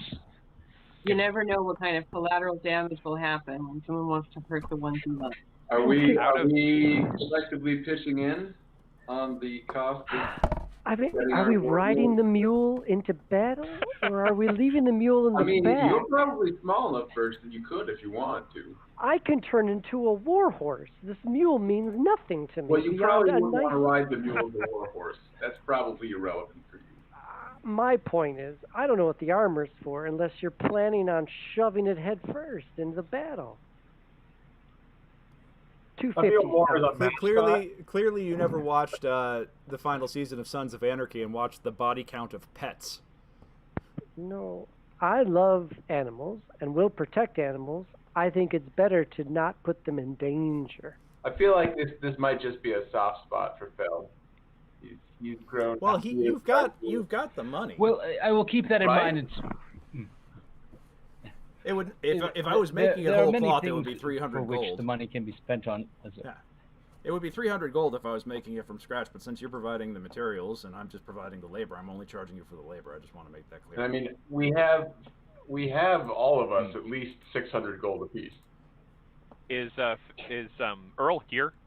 Earl is Out of not with character? you at the moment. No, he's back at the church. No, He's we're not. He's He's unarmed. he's We're not in- gonna let him out unarmed. Crazy. People know that he was involved in rescuing the slaves. There is a bounty on his head. Now I've heard. I will send one of the. All this business about goblins are people too, but now you're laughing at our mule, our war mule, being in danger. Earl is a war hero. I don't know about this double-sided thing you got going here. We're supposed to respect goblins, but not respect mules. Birch, do you want Bardic for yourself, Birch? Is that what's really going on here? No, Birch I wants just, more horse barding, don't you? oof. You know, maybe I little should get stock armor. thing. Yeah, I knew it. I can resolve this matter in short order, should you so need. Please don't cast a fireboard at Earl. Resizing armor with. I can simply give Seneca, I can simply give Earl a magical aura that protects him from harm in just the same way as a chain barding would. Does that deplete the spells you might be able to use in service to the party in a fight? Oh, certainly. But it lasts 8 hours. And give me one moment to rest, and I can recover my ability to channel the arcane. I gotta be honest with you. This party does not get a lot of rest. We really go don't. hard, so it might behoove us to keep your magical abilities, since we don't have much in the way of magic at the moment, more focused on. How about this? I'm gonna leave my plate here for the work to be done. You were saying it would be 25 gold in 2 days. I will speak with my superiors at the Church of Helm, and I will have one of the other members bring, if it is approved, bring Earl and the suits to be fitted. Does that work for you, sir? That is fine. Sir Blacksmith, Sir Blacksmith, the name's Gurnazarn. I'm sorry. Repeat that. Gurnazarn. It's he points up. He says it's on the sign. Oh, Gurnazarn. Yes. You are aware, of course, that many of those who can channel the arcane energies can simply cast a spell enabling light to shine from someone's armor, correct? Sure. And you know that this would, of course, make it so that no torch may be required, let alone a hook to hold on to a torch. Sure. And you are aware that the 6 of these fellows you find before you are renowned about the town as those saviors of the people who had been brought down. Respectfully, Sir Wizard, what is your point? Surely you might be able to assist them in some of their endeavors with some kind of a discount. Perhaps allow them to wear your brand.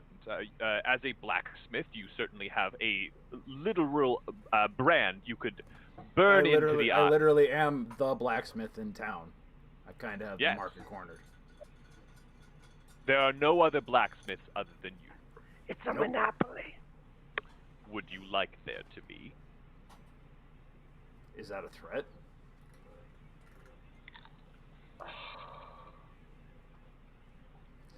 Can we? You know, armor? I mean, I could solve this really quick for you if it's going to be like that. I mean, you know, you can, if you guys want to go take your business someplace else, go all the way out to Hollowbrook. Go out to Kingfisher Hollow. Go out to wherever else you want. They got blacksmiths out there that could do the job. They won't do it as good as me. But here you are asking me to do a whole bunch of labor for you, and you don't even want to pay me my fair rate. This is how I pay my taxes. This is how I feed my family. This is how I keep a roof over my head, sir. So I don't come to you asking you to give me your magic for free. I would pay you a fair rate. I simply ask the same respect. I think your point is reasonable. Oh, go ahead, Sarah. I'm gonna take my fellows aside and whisper. Don't go murder hobo, guys. Come on. No, doing the opposite. We just walked out of Zataroon with a king's ransom. We all have more than 600 gold apiece. We can afford to pay the man. I don't think we need to quibble. I did not realize you were so well endowed. Yes. Yes. I know you misspoke, but proceed. Continue. What do you require payment up front? Partial payment up front? I take half up front, half on delivery. All right. What was it? I will pay my share for my set of plate armor that needs to be modified. Oh, so it's 2 orders. Okay, so you know what? I'll give you a discount on the double up. So it would be 50. I'll give you 20% off. I'll just charge 40. So you each give me 10 right now, and we'll call that. And then when you come back when you guys come back in about 2 days. Well, actually, now it's going to take even longer. If I hurry, I could get it done in 3. The plate mail is the important part. The donkey. Yeah. I can get both suits of plate modified in 3, and modified and cut to fit in 3 days. Okay. So you give me 20 now. You give me 20 on delivery. I give him 20 gold right now. Done. Well, leave it with my apprentice, and I'm going to get on it right away. But after lunch. Good. I don't suppose that you have any plate that one could rent while you are making ours fit. I mean, we're about to go chase goblins. Here's the problem with that stuff. The rentals, they cost too much to repair. Yes, sir. They cost too much to repair. Because here's the thing: anybody who wants to rent armor from me never returns it in shape worth renting out again. I mean, come on, we know what you do. We can Feld. I think we can survive a couple of days of chainmail. Yes. Well, absolutely. So I'm gonna give him the 20 gold to pay in full, and I'm gonna say, sir, as I hope this is the first of a long and beautiful friendship, and as we got off to a little bit of a rocky start, here is the additional 10 gold as a tip in advance. So I give him full freight. So I give him 30, so he's been paid 50 in total. Well, that's very kind of you, and I sincerely appreciate it. And day after tomorrow, I'll work through the night. You guys seem like good folks. All right, and my apprentice is going to need your measurements, but so you give him about 5 minutes, and you'll be all set. Okay? Thank you. No problem. All right, so a young a child, a young teenager comes in. He's got sandy blonde hair. Looks like he's been working in the forge. It looks like he's on the verge of manhood. He's young, he's energetic, kind of at that Galumphy phase when their bodies are growing so fast they don't quite know what to do with their limbs. But he comes in, he stumbles in, he gets your guys' measurements, and he's still kind of agog at the fact that he's looking at like literal dragon people. And he Brick he kind of looks at you and he says, "Can I ask you a question?" Sure. Is it true you can breathe fire? It depends. It depends on the scales. Feld over here can breathe fire. I breathe acid. Whoa. Yeah. That's all the dragonkin of different colors have different breath abilities. Really? Mm-hmm. And is there like what else can they breathe? Electricity. It's a great question, actually. I don't know. Ice. Yeah. So what is it? It's acid, flame, ice, electricity. Are there any other elements that we do? There's one more. I think two of them are electricity. I think brass and silver are both electricity, and there's two that are. There's two of the metallics that are. I mean, not the metallics. There are two of the chromatics that do the same. I think there's a double up on lightning. Okay. And of course, Leafeon can use like razor leaf and. Oh right, yeah, just leaves. We breathe leaves out. It's like. Okay. I know. I may be young, but I know when somebody's pulling my leg. It's grow light. We spew out this sort of like soil that. It's amazing, kid. Thanks. No, just a variety of abilities. So. Little factoid for your friends. That's so cool. All right.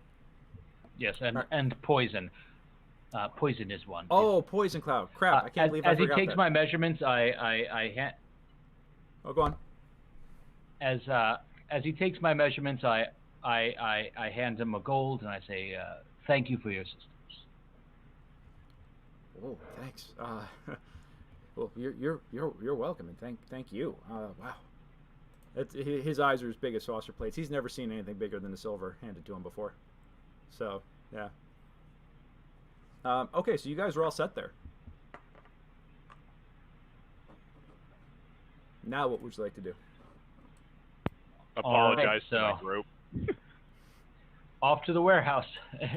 All right. Well, you guys continue your southern swing around the rim of the city here, and I shall give you guys a moment to have a scene with Seneca, and discuss your resources and how you negotiate while I get myself another cold beverage.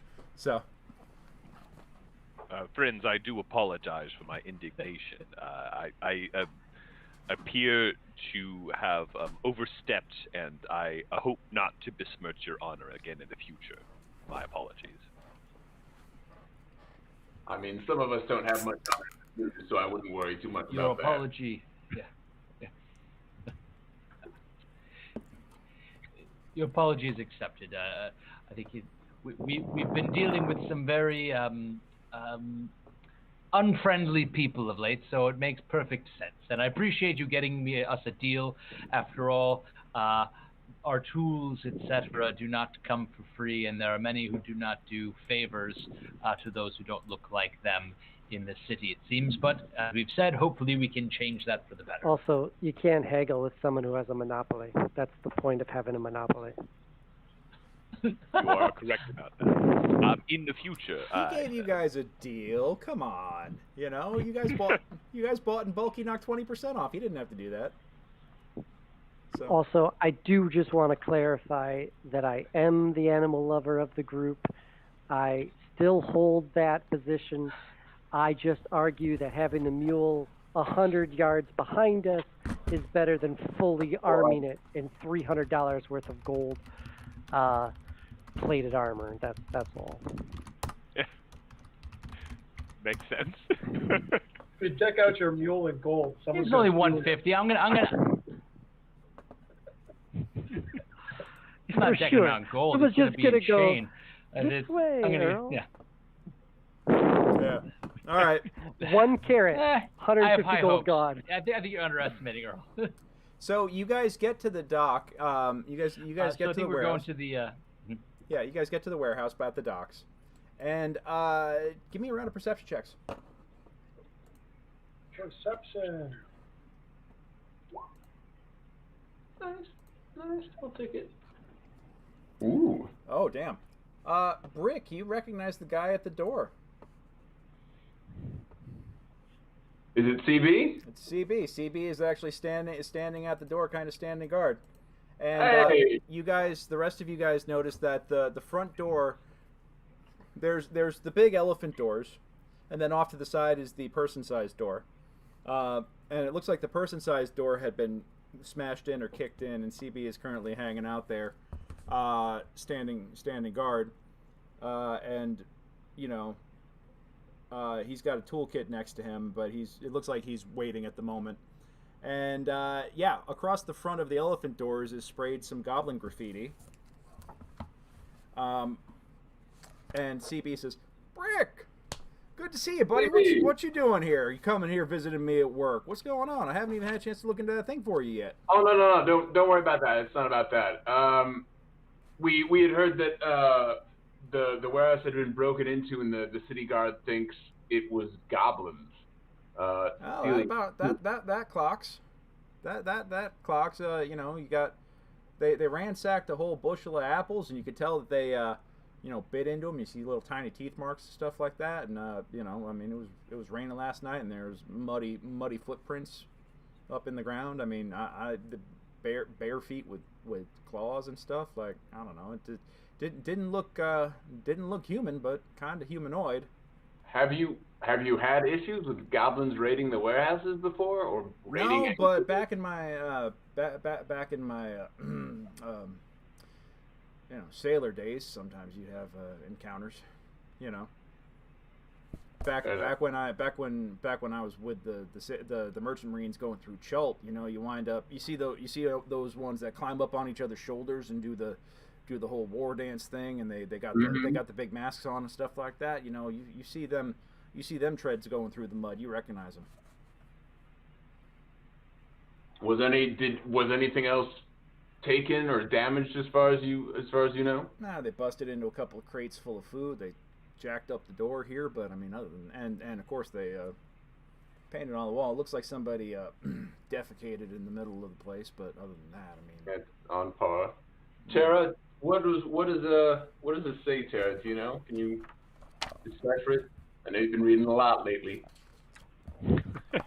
You bust out your you know, English to Goblin translation dictionary here, and hold on one second.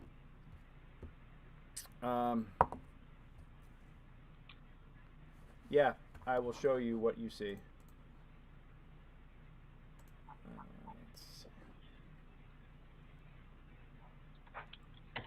Yeah, I'm very excited to use my new language skills.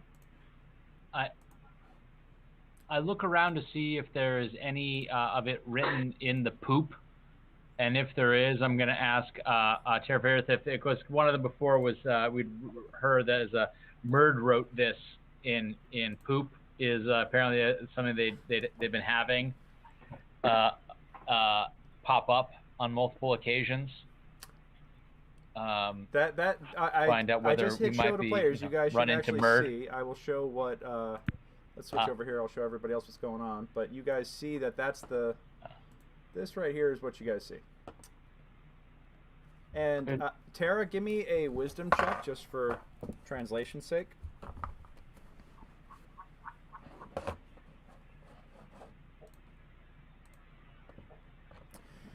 Ooh. Oh no! Well, I will tell you. It starts out red and it ends brown, and at one point it looks like the red gets a little streaky, and then it ends in brown. So. Yeah. Oh, okay. And as you're trying to translate it, it definitely does smell like somebody. Yeah. I'll tell you this much, guys. I don't want to touch it. Can you read what it says, or Seneca? Either of you, is it decipherable? It's definitely shall I also make a wisdom check to see if I can decipher it? It was yeah, that was the wisdom check was more to determine what it was made out of.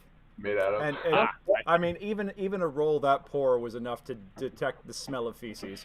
I'm just saying. But the thing is, she had to get real close to it, and then it kind of hit her like, oh God, I know exactly what that is. But gotcha. Yeah, that's he needs to add more roughage to his diet. Yeah, I mean, you know, it started out with blood and ochre, and if it was the other way around, you'd really have to wonder about his diet. You know, is all I'm saying. Not great.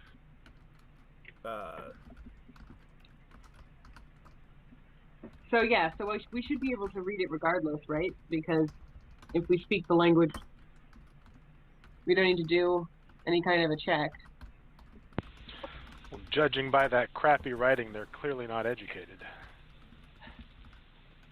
Okay, yes, it does say Murd wrote this. Am I able to take away inspiration as a viewer? Sure. I feel uninspired all of a sudden. This, forgive me if this sounds insulting. I don't mean to, but as an animal, being able to shift into animals, would you be able to track the smell from this poop? I have heard of hounds that can do such things. I don't know. I'm not trying to make light. I'm simply asking. What are you asking? You know how there are bloodhounds and scent hounds and scent animals that can track scents? Sure. Is this... Well, it seems like this creature... I'm wondering whether this is enough scent to track this creature. Okay. I mean, if they're breaking in, if there's a general scent in the area, not only from this excrement, but perhaps in the area, if this individual is not terribly clean or hasn't been able to bathe, as to if that is at all a trackable element. I kind of like this idea. Hold on, I'm trying to figure out out of game what creature would be best to do such a thing. There's a bloodhound in 3.5. I don't know if there's one in. I'm sure I would think any something. Any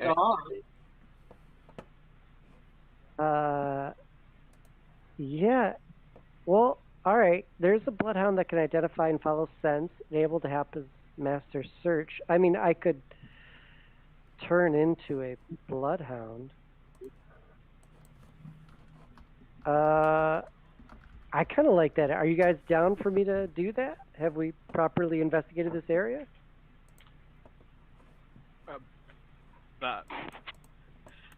Are there any tracks before I change into a dog, if that's what we're doing? Are there any tracks? There were some muddy footprints in the front of the place, but you know, it looks like that a lot of, you got to remember it was raining last night. Mm-hmm. So there are tracks in the warehouse, but there are no tracks outside of the warehouse. And honestly, a lot of the scent has been washed away because rain.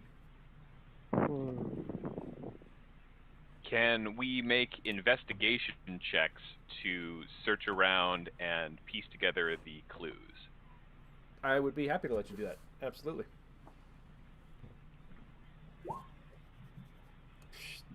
Okay. All right, so Seneca is quietly observing everything, and Tara kind of stands beside him, almost emulating him as he stands and looks and just... It appears that they broke through the front door, took a bunch of food, took a shit on the floor, and left. Oh, and they painted the front doors. I mean, yeah, it's pretty straightforward. As you guys are looking around, you don't find anything other than that. I think they got shifty in here. It was Mr. Bulldog. Unfortunately, it does not seem I can find any exculpatory evidence, only excretory evidence. But What did the first thing say? Was it Drakthar is the way?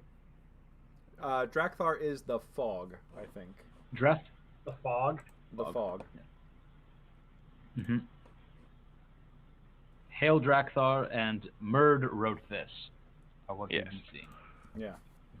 And it looks like this is it looks like Murd is still up to his old tricks, but doesn't really have anything else to say about stuff. So yeah, you do see that you know, compared to the notes that that the captain gave you, you do know that somebody wrote Drakthar owns this. Now you see that Murd has once again put his name on something, and Drakthar is the fog was the one that you guys encountered across the front of the tavern.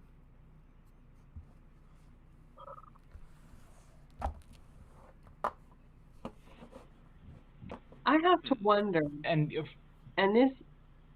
this may not mean anything. I just wonder if Murd and Drakthar people writing, I wonder if Murd and the people writing Drakthar are not the same person. Well, I think you guys are going to have to find some goblins and ask them. Well, does bloodshed remain after rain? I mean, if it's sheltered from the rain. Because even if, no matter how clean you get blood, the scent, most dogs can still pick up on it, even if you bleached it. Noted. And while not nearly as efficient, you know, we know they're hungry and starving because they're breaking into warehouses now, so we could certainly try and set a trap or stake out one of the other warehouses that has food in it. Yeah. Perhaps we can also check the tab. Dice, but okay, if I did this correctly, yes, the symbols matched up with what it says. This one says Murd dote this. Very close. Did I really mistype it in the damn it?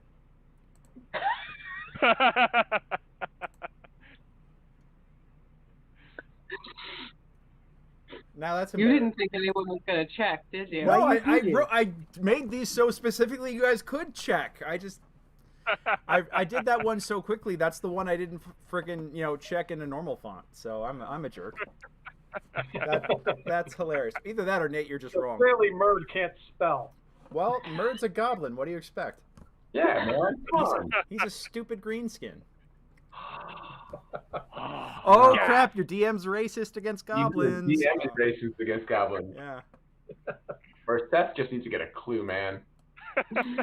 Cutting off ears. Come on already. Get with the ear cutting already. That's what people came to see. You're not gonna cry when you cut off a rash ear. Why are you gonna cry when you cut off a goblin ear? Should we swing? Do we want to swing by? Do we want to ask CB if he knows about the guy who got attacked? Whether he has a hookup for getting nets, or if we want to go and talk to the guy who got jacked up in front of the slippery eel. No, I think that's a good. I'll go back to CB and say, look, CB, I know in addition to breaking the warehouse, we were told that some guy got jumped outside the slippery eel. Did you? Just because I go drinking there means I know everybody? Yeah. Well, you're right, but but it was raining last night, so I didn't go out drinking. I had me a nice bottle of whiskey at home. Do you know who it was that got jumped?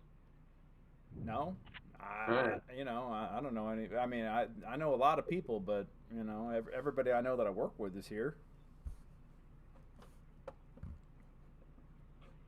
You don't know anybody who was there that night? Any other regulars? We might have. Like I said, I wasn't at the bar last night.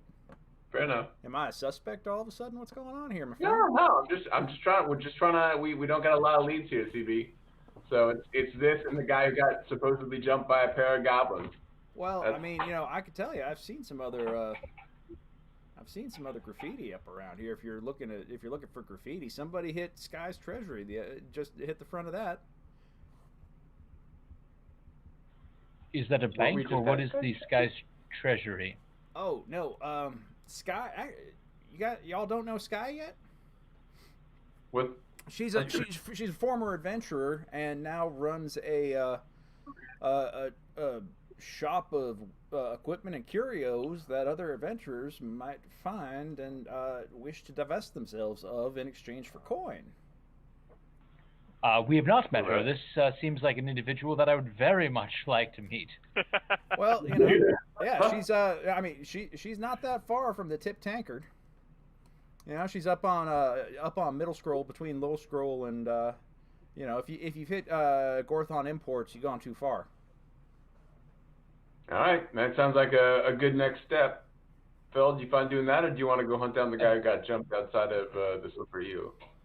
Is it along the way? The only other question is if there's a good person to buy nets from. Oh, nets. I mean, we got nets for you down here. How many do you need? I mean, really just one, right? We're not looking to capture a gaggle of goblins. Y'all want one? Go talk to my boy Smitty. Two. Go around the corner, down the end of the dock. Talk to my boy Smitty, and he'll get you. Don't worry about it. Smitty. All right. go find Smitty, and then let's Phil, do you wanna hit up the House of Curio or go hunt down our assault victim? If it's along the depends on which is closer. I think whichever is along the way. I can't see a map. I have you guys on the map screen, don't I? Or do I? Oh, I still have you on the splash. I am so sorry. There we go. Ah. So, Slippery Eel is up here. Skies is here. And you guys right now are chilling about here. All right, so let's hit up Skies first. It's on the way. Yep. Hey, right. Smitty, get these guys a net here. These are the ones that saved all the kids. What? You hot on? What do you want? What do you want from me right now, huh? What do you want me? What are you gonna give? What are they fishing? They fishing now? Is that what they're doing? They fishing here? For goblins, yeah. Oh, you're going fishing for goblins, ah? All right, wicked pisser. Here, you know, take the extra large. Thank you, Smitty. We'll bring it back as soon as we're once we bagged one. All right. Don't be too gentle. No, not at all. All right. Well, you fellas go on and have a good day. Good hunting. Thanks, Smitty. Yeah. Go Sox. Yeah. All right, let's make a beeline to the House of Curios. All right. Fine.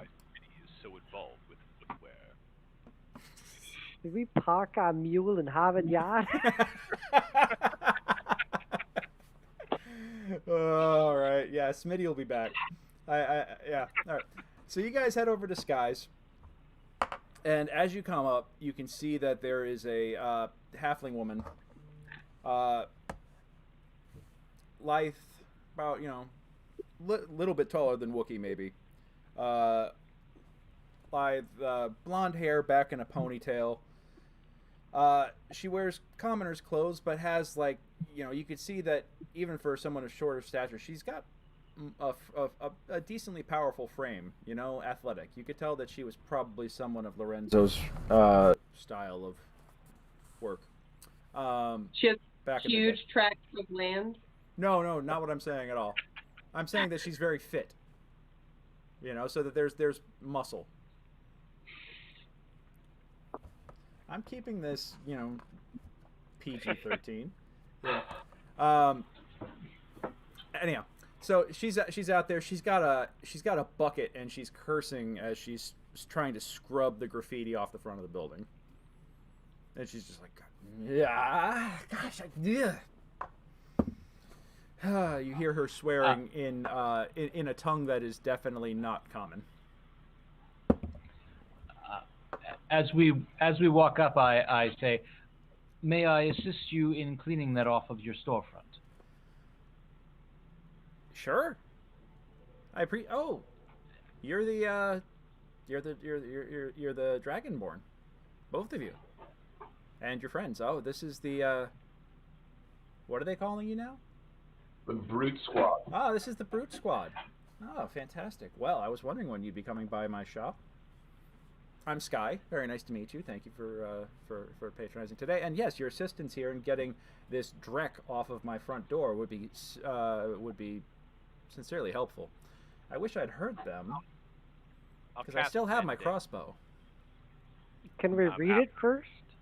Yeah, after we read it, I'll cast Mending. Yeah. Oh, well, I mean, it's already about half gone. Half's better than none. Can you draw what you scrubbed off? Oh, I already wrote that down. Are you kidding me? It says Snurk smells like dung. That's what it said. I speak Goblin. I work. What did it? It said. What did it say? I said it says Snurk smells like dung. Is what it said. These are juveniles, right, guys? These are like goblin teenagers. So. No, this clocks for typical goblins. I take it you haven't seen too many of them, hmm? Oh, no, actually, I would love to... Are they all... if you were to run into a goblin, what Mhm. is your first instinct? How do you react? I wait to see if it is. I wait to see if it notices me for one, but most typically they don't. Okay. But in my experience, a goblin is driven by its basest impulses. Okay. It has no forethought, no conscience, and no concept of others than itself. It takes care of its own needs immediately, whether it's hungry or lustful or tired or whatever. It just seems to operate on its basest instincts at any given moment. And they have no concept of personal property or respect for others or their property. And that's a cultural thing. I mean, you spend enough time stuck in goblin camps. I spent a whole summer stuck as a prisoner in a goblin camp, and they didn't eat me, although they threatened to eat me multiple times. That's actually where I learned the language. They didn't eat me, though, because I managed to keep them entertained with stories until my party managed to get all of their equipment back, raise the money to get their equipment back, and come and get me. That's a whole other story for another time, but that's something we could talk about later. Yeah. So, goblins are kind of filthy and awful. But not... in your your time with them, did you spent quite a long time among them? Did they ever mention anything called Drakthar? No. What's that? Well, we're wondering. It's showing up in some of the graffiti. Well, I mean, that doesn't sound like a goblin name. But these goblins, the ones that have been coming in here, they don't mind putting their name on anything, it seems like. So, maybe Drakthar is one of them? Did any of them talk about something called the fog? I mean, it was foggy last night, but I didn't hear or see... Allow me to clarify here. I didn't actually hear or see any of this last night because I was, asleep. Oh, no. I mean, just like things that might have come up while you were staying in their camp. This was years ago. Years and years ago. Yeah, back when I was think she meant back when I was actually adventuring. I've been here ever since I retired, or was forced to retire, rather. I've been here, and I've been running this shop. So the fog is not a common expression of theirs? Not that I know of. I see. We would love to see your store. I mean, we were just talking to CB down by the docks, who said we were. He's such a good old boy. I love him. Did you meet Smitty? Making a mistake. We met. Yes, we did. Yeah, he's fascinating too. He always says "Go Sox," and I don't know what that is. But apparently that's like some sort of farewell from wherever he's from.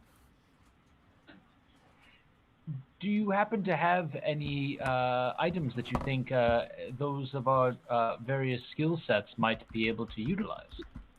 Well, I have equipment. I have basic equipment for sale, and then I have a lot of interesting things.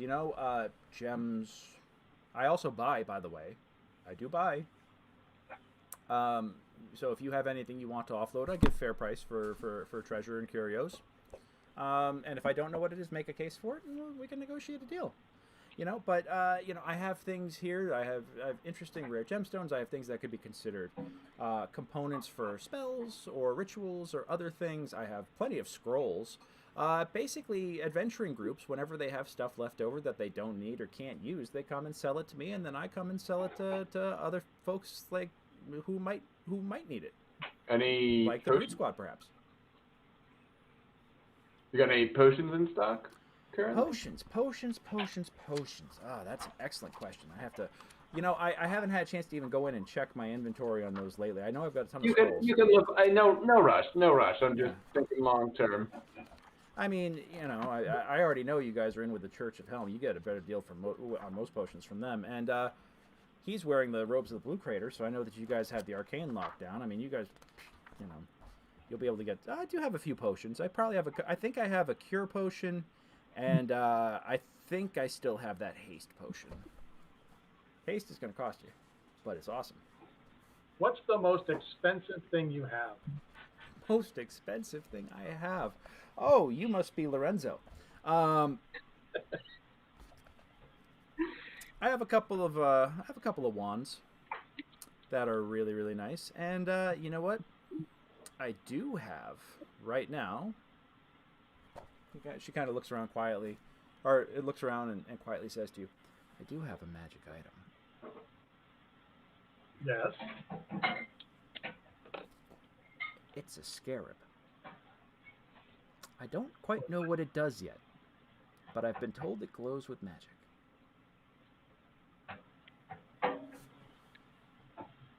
Would you like to know what it does? Sure. I'd be happy to I'm not using identify it, but if you wanna identify it for me, I think we could work something out here.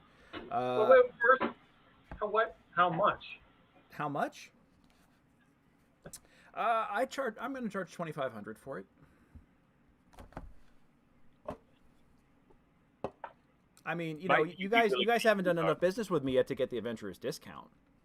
Might you be willing to use our services to identify it, which may increase the price as you're able to better describe to other adventurers what it does, in exchange for another of your items? No. How much do you want for the haste potion? Haste potion? Haste potion. Haste potion. Haste potion. You guys are making me look all this stuff up right now. I would charge you for the haste potion. Retail on that is $750. That's $750, just in case. Yes, I suspect as much. Just checking.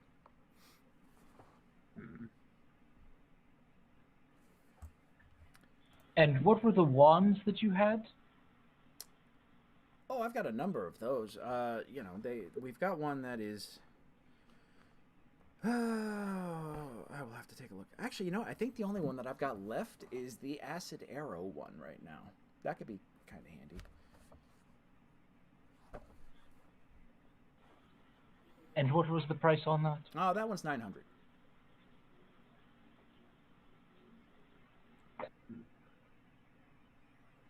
But, like I mentioned, there's a discount for adventurers. You just got to earn it. I just don't give that discount out to anybody, because if I did that, I'd be out of business. How would we go about earning that discount from you? Earning the discount for me is decently. It's not terribly hard. I mean, first off, I need to know. I need to make sure that you're an established group, and I need to know your roster. First off, so I need introductions from each of you. And if you have some sort of symbol or sigil, I would have it engraved on my wall here. And you actually look and you do see, as she indicates in through the window of her shop, you see on a back wall the signs of a number of adventuring companies. Brick, you actually do spot Black Company on there. Good to know. And I always say that in order for adventurers to keep their credit, I always like to have them swing by and say hello, keep in touch, let me know you're doing okay, let me know what the latest news is, tell me what you've been up to. Because once you're out of the game, you're out of the game. So I like it if people come by and check in at least once a week and keep me informed. You know what I mean? Entirely you don't have to spend money, but just take a little time. Sarah, you could whip up a crest for us, couldn't you? I mean, you're a bard. I mean, I assume that's artistic things is something you do. I can work on something. All right. And this is basically the whole crew. I mean, we got a couple rotating members. We got to find Wookiee. She may show up again. And the other thing is and the last requirement is that I need to purchase from you about 5,000 gold worth of inventory. So you bring me interesting things that I would like, things that would go well on my shelves, things that I could turn around and flip and make money on. Pretty simple. You let me know who you are. And what come by once a week, keep me up to date, and you sell me about 5,000 gold worth of stuff, and yeah, that's the adventurer's discount. It's 10% off everything.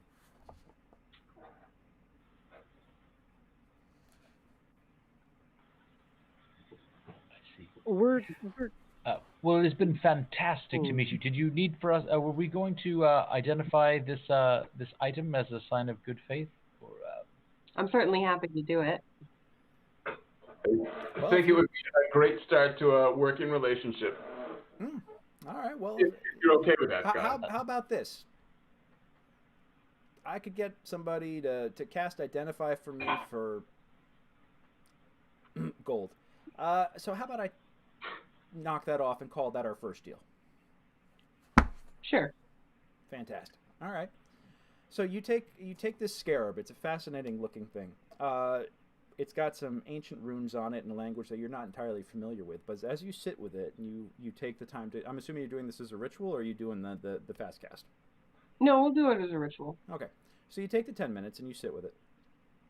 And as you examine the aura and as you pull its energies into you, you actually recognize that this is a Golem Bane artifact. If you use this while you are fighting golems, you can cut through their magical protections and slice through them like butter. Cool. And how much did she say it was? 2,500? 2,500. Even for us, that's a lot of scratch. For now. Yeah, that's a ton of scratch. And how often are we going to run across golems? Well, we had automatons in the last one. Would would automatons be considered golems? I'm thinking like made of not. We're talking like made of clay and other things like that. Okay, not machines. Okay, yeah. Hold on 1 second. Talk amongst yourselves, guys. I will be right back. Sorry. Well, the thing that I'm stuck on is how we're going to find these if they attack randomly throughout the entire city every night. That's what I'm saying. We gotta lie in wait. Hit up. Are we going to spread out? Hmm? Are we going to spread out and just kind of listen? What are the most likely ways they get into the city? Well, there's that, and we could also hit up with other warehouses because they're clearly hungry. But I mean, yeah, there's no efficient way to do this. We split up and we all take different warehouses and stuff, and then what? We find them, like we follow them home, and then I think it's probably efficient. Maybe at most we stake out. If we're going to do the stakeout version, we take 2 warehouses that we know have a lot of food, apples ideally, since that's what they seem to love, and stake them out. If there's some way that we can, and I'll turn towards our wizards. Is there any way for us to communicate across long distances quickly? That's a really good question, said Seth and Seneca. Don't shortchange yourself, Birch. How about yelling really loudly? I don't have any type of messaging or sending spell. That is not a Sorry thing about that that, I guys. do. Just had a real life thing that had to pop up for 1 second and just took care of it. So sorry about that. You guys, we could also always use a whistle. You do have a couple of allies that seem to know very much about what the other's thinking. Oh, that's true. The half-elves. Fario and... Fabio? Felian. Yeah. Felian? We would have got there eventually. Do we know what they're saying, Greg? Well, I think we did. You don't, actually. The last time you saw them was when they came by. The other thing, but, you know, they have a habit of showing up when needed, so you never know. If you... Who knows? Maybe you think hard enough, maybe they'll pop up. Maybe they won't. The other Sounds thing, like a plan. The other thing is you guys do have... It's a couple more days before you can use it, but you do have access to the Star of Justice. And you could, once a week has transpired, you could hypothetically use that. But do you guys... I think Brick's vote is short-term. Maybe we try staking out 2 warehouses. Okay. Seeing... We do also still need to just go swing by and speak to the tip tanker. Greysoul, what are you doing? Oh God. Trying to think real hard. How do you even roll a 0? How do you get a 0? There's no 0 on crap, the D20. Matt. You have an aneurysm and die. That's what that is. Oh my God. Did you roll I'm gonna go work on another character. I'll see you guys. always got a favorite instead. Like they can't communicate. I've just with it. invested too much in this plot line of messing with you, though. So, you know. I just tried to roll a did we disadvantage want to- intelligence check. That wasn't even a save. I don't know what's going on. All right. I picked the wrong thing. Paul, Did you were we saying? want to swing by the tip Oh, yeah, tankard, or or I think it was a slippery eel for find out Yeah, about because the you have an attack. eyewitness, you might be able to say which way they went. I don't believe for a second they were goblins, but we'll see. Here's As we another do- question. Holy crap, Matt! D&D Beyond is sending you no giving us results. It's not You had actually the most zero. yeah. brilliant idea ever. You gotta because you updated your character sheet. You have to hit your Yeah. you have to run your tabs again. Ah, okay. That's The fine. first disadvantage roll, just so you know, was 18 and 19. So if thinking okay. real hard works, Okay. I thought real hard. Tara was asking something. Oh, yes. Do we want to, here's my question. Are there any taverns that haven't been hit yet? I mean, what do you mean taverns that haven't been hit? Well, the Slippery Eel's been hit. The Tip Tankard's been hit. Well, the slippery evil, someone got assaulted outside. The other ones got graffiti. Yeah. I have Brick has a strong suspicion that the slippery eel was not the work of goblins, but I think we can check it out, but we also have said that they go by their base instinct. So I think we're looking for clues to see if there's any way we know anywhere where they're coming in or what their path is. But that doesn't seem like they're necessary. They're not exactly super planny in terms of where they go and where they hit. So if they're predictable in their unpredictability. It's also possible, though, that they were caught in the act, and instead of doing painting, they did an armed robbery. I mean, weirder things. Let's go talk to them. See what I mean. This is the assault. go hit up the slippery eel. Yep. By Alright. the way, may we consider the impossible that Drakthar is the fog is literal? Drakthar is not the goblin word for fog, or an undercommon, or True. there's nothing in any of the languages that you guys know that would make that that would Has justify it been that. foggy every night? It seems like the captain mentioned that these have happened on overcast or moonless or foggy nights. Yes, and like I said, the weather has been getting worse and worse as we get closer to flood season. You know. Do you mean like a creature that can turn into fog? Is that what you're implying? Perhaps, or I perhaps think the it's fog. sentient fog. The fog could be sentient. The fog could be something that turns people into something else temporarily. Not goblins, but in fact humans that, as many have said, ride on their basic instinct. Also elementals. Could be an air elemental. Shall we go Regardless, to we the should- slippery eel and see if we can To the slippery track eel. down? Yes. Okay. So it's still early in the afternoon as you guys get up there. Bartender inside. There's a couple of guys sitting in the bar. They're sitting at the bar, already nursing beers. It seems like that they have their asses like permanently imprinted on the stools there, and the bartender with the eye patch, and you know. Yeah. Is Philip the bouncer outside? Yeah, Philip's outside. It looks like he's just getting in. I'll go up to Philip and talk to him and say, hey, Philip, we heard some guy got jumped by goblins the other night. Did you see anything while you were out here? No, I didn't see nothing, but he came up to me, beat to hell. Something actually bit his thigh. Took a chunk out of him. Jeez. Mm-hmm. Did he say, like, was he in an alleyway or something? Do you know? Did he mention where he got jumped? Said he was on his way home. Was leaving here. Is he back here today or? Nah. All right. From I got him some help. I think he got patched up and Was he is he a regular? No. All right. No, I mean I don't. You didn't recognize him. I didn't recognize him. I feel like that there have been people coming into the city more and more lately, unfamiliar faces, and I think he might have been. Seemed like he wasn't from around these parts, if you know what I mean. Yeah. But well, I appreciate the information. Thank you. Yeah, he also didn't look like the kind of person that would go to the church for healing. Really? Where else would one go to get healed? Well, I mean, there's a couple of less reputable sources. Let's just leave it at that.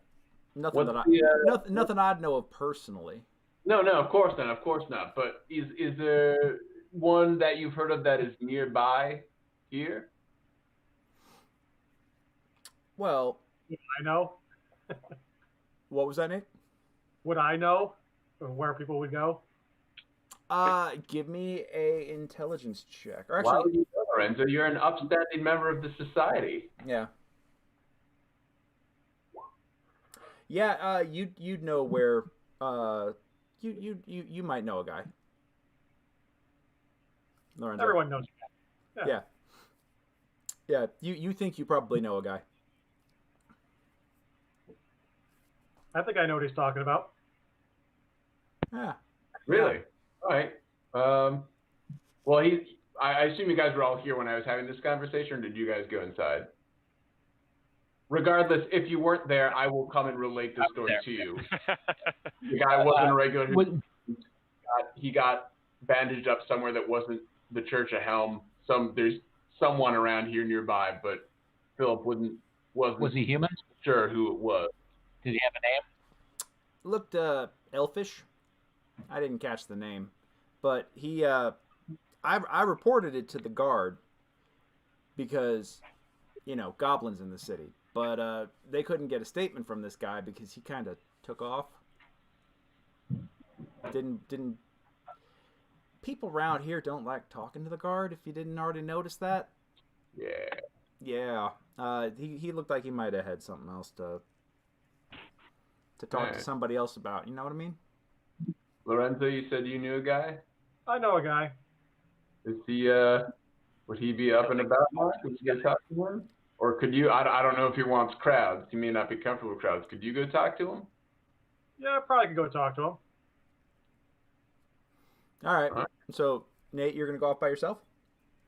Yeah, I'll head out there and... Okay. You know of, by reputation, you happen to know, like the equivalent of a... not quite a witch doctor, but not a legit mage or cleric.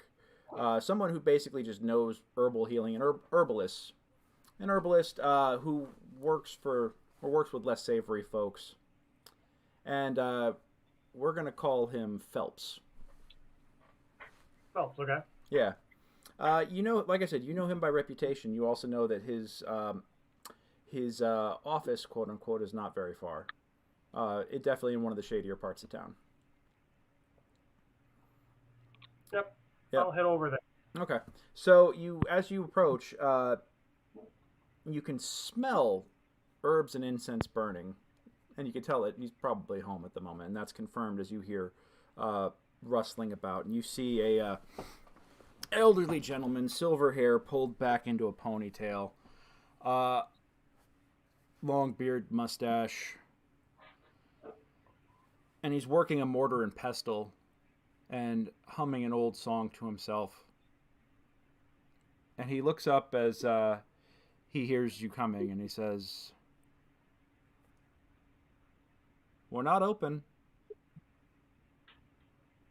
I'm not looking to be healed. I'm looking for Phelps. Who is looking for Phelps? Just another interested person. I need some information and I'm willing to pay. Right this way. Come in. And pulls back the curtain that is the entrance to his hovel, for lack of a better term.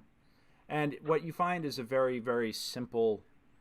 he's close to the water, and what you find is a very simple shack almost, where there's like a pile of rags and other things that he sleeps on, and he has everything is kind of like poor, for lack of a better term, except for the rack of the shelves of herbs. Those are each neatly organized and sorted and put in containers and clearly labeled. And his workspace with a mortar, pestle, and all the other herbalist and even a few alchemical pieces of equipment. And he looks at you and he says, if you're looking to have that fixed, I'm afraid that's a little beyond my ability. No, I'm fine. Right.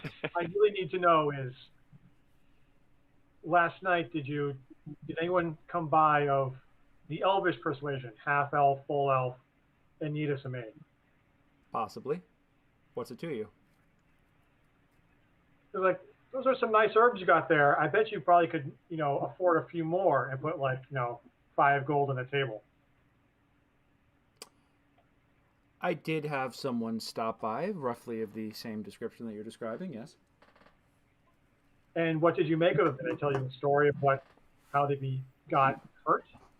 He said he was assaulted by a pair of goblins. He said he was on his way home. They came out of the shadows and attacked him. He said they were well armed. They took his coin purse.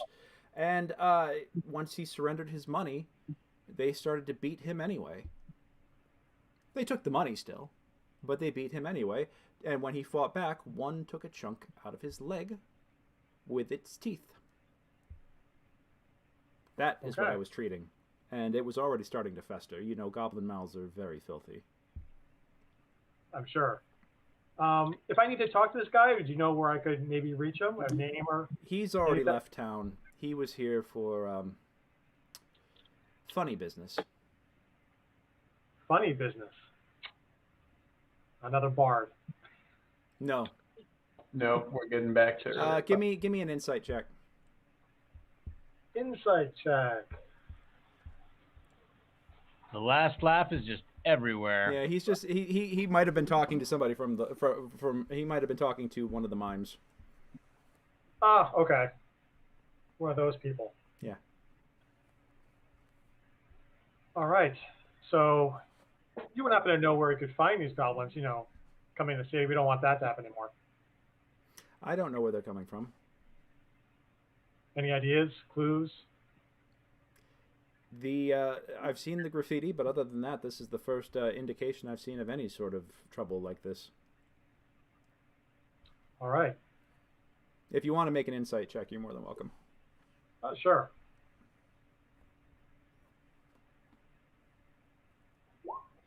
Yeah, he's being legit.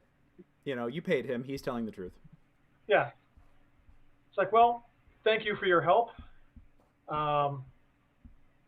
Continue your good works. I know people around here need it. And I'll give him another gold piece. You are very kind. You're very kind.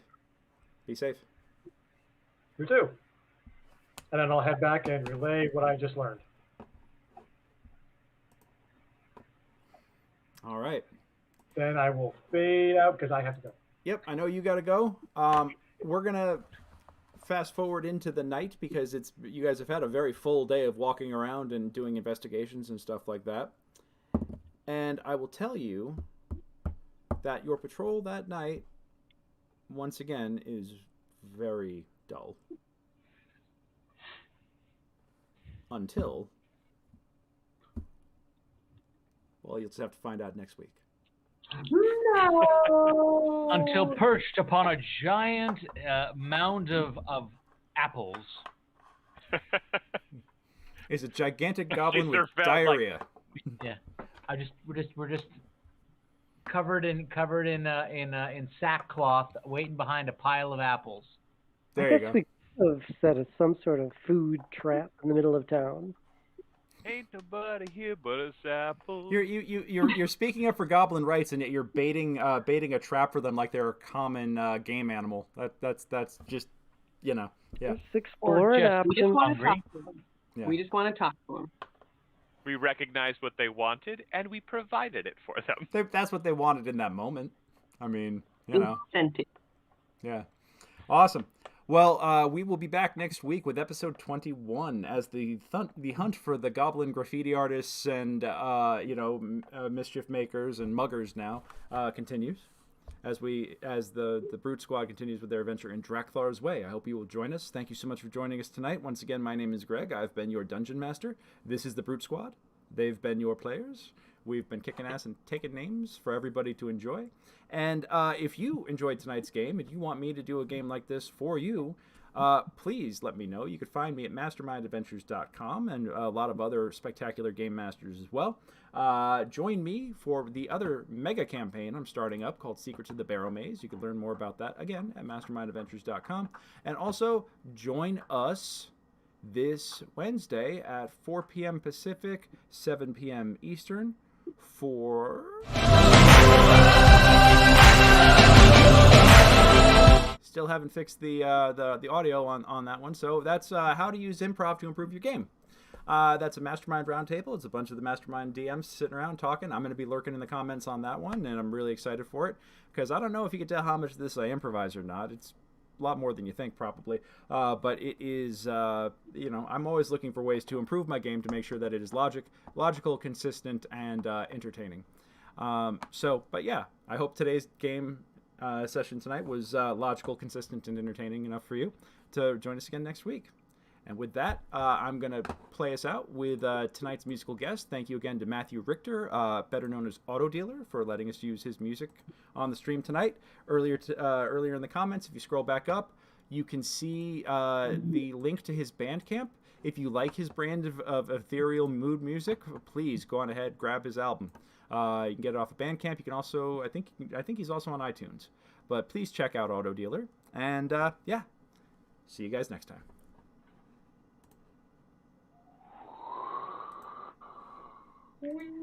No improv here. Last week's episode was written by David E. Kelly.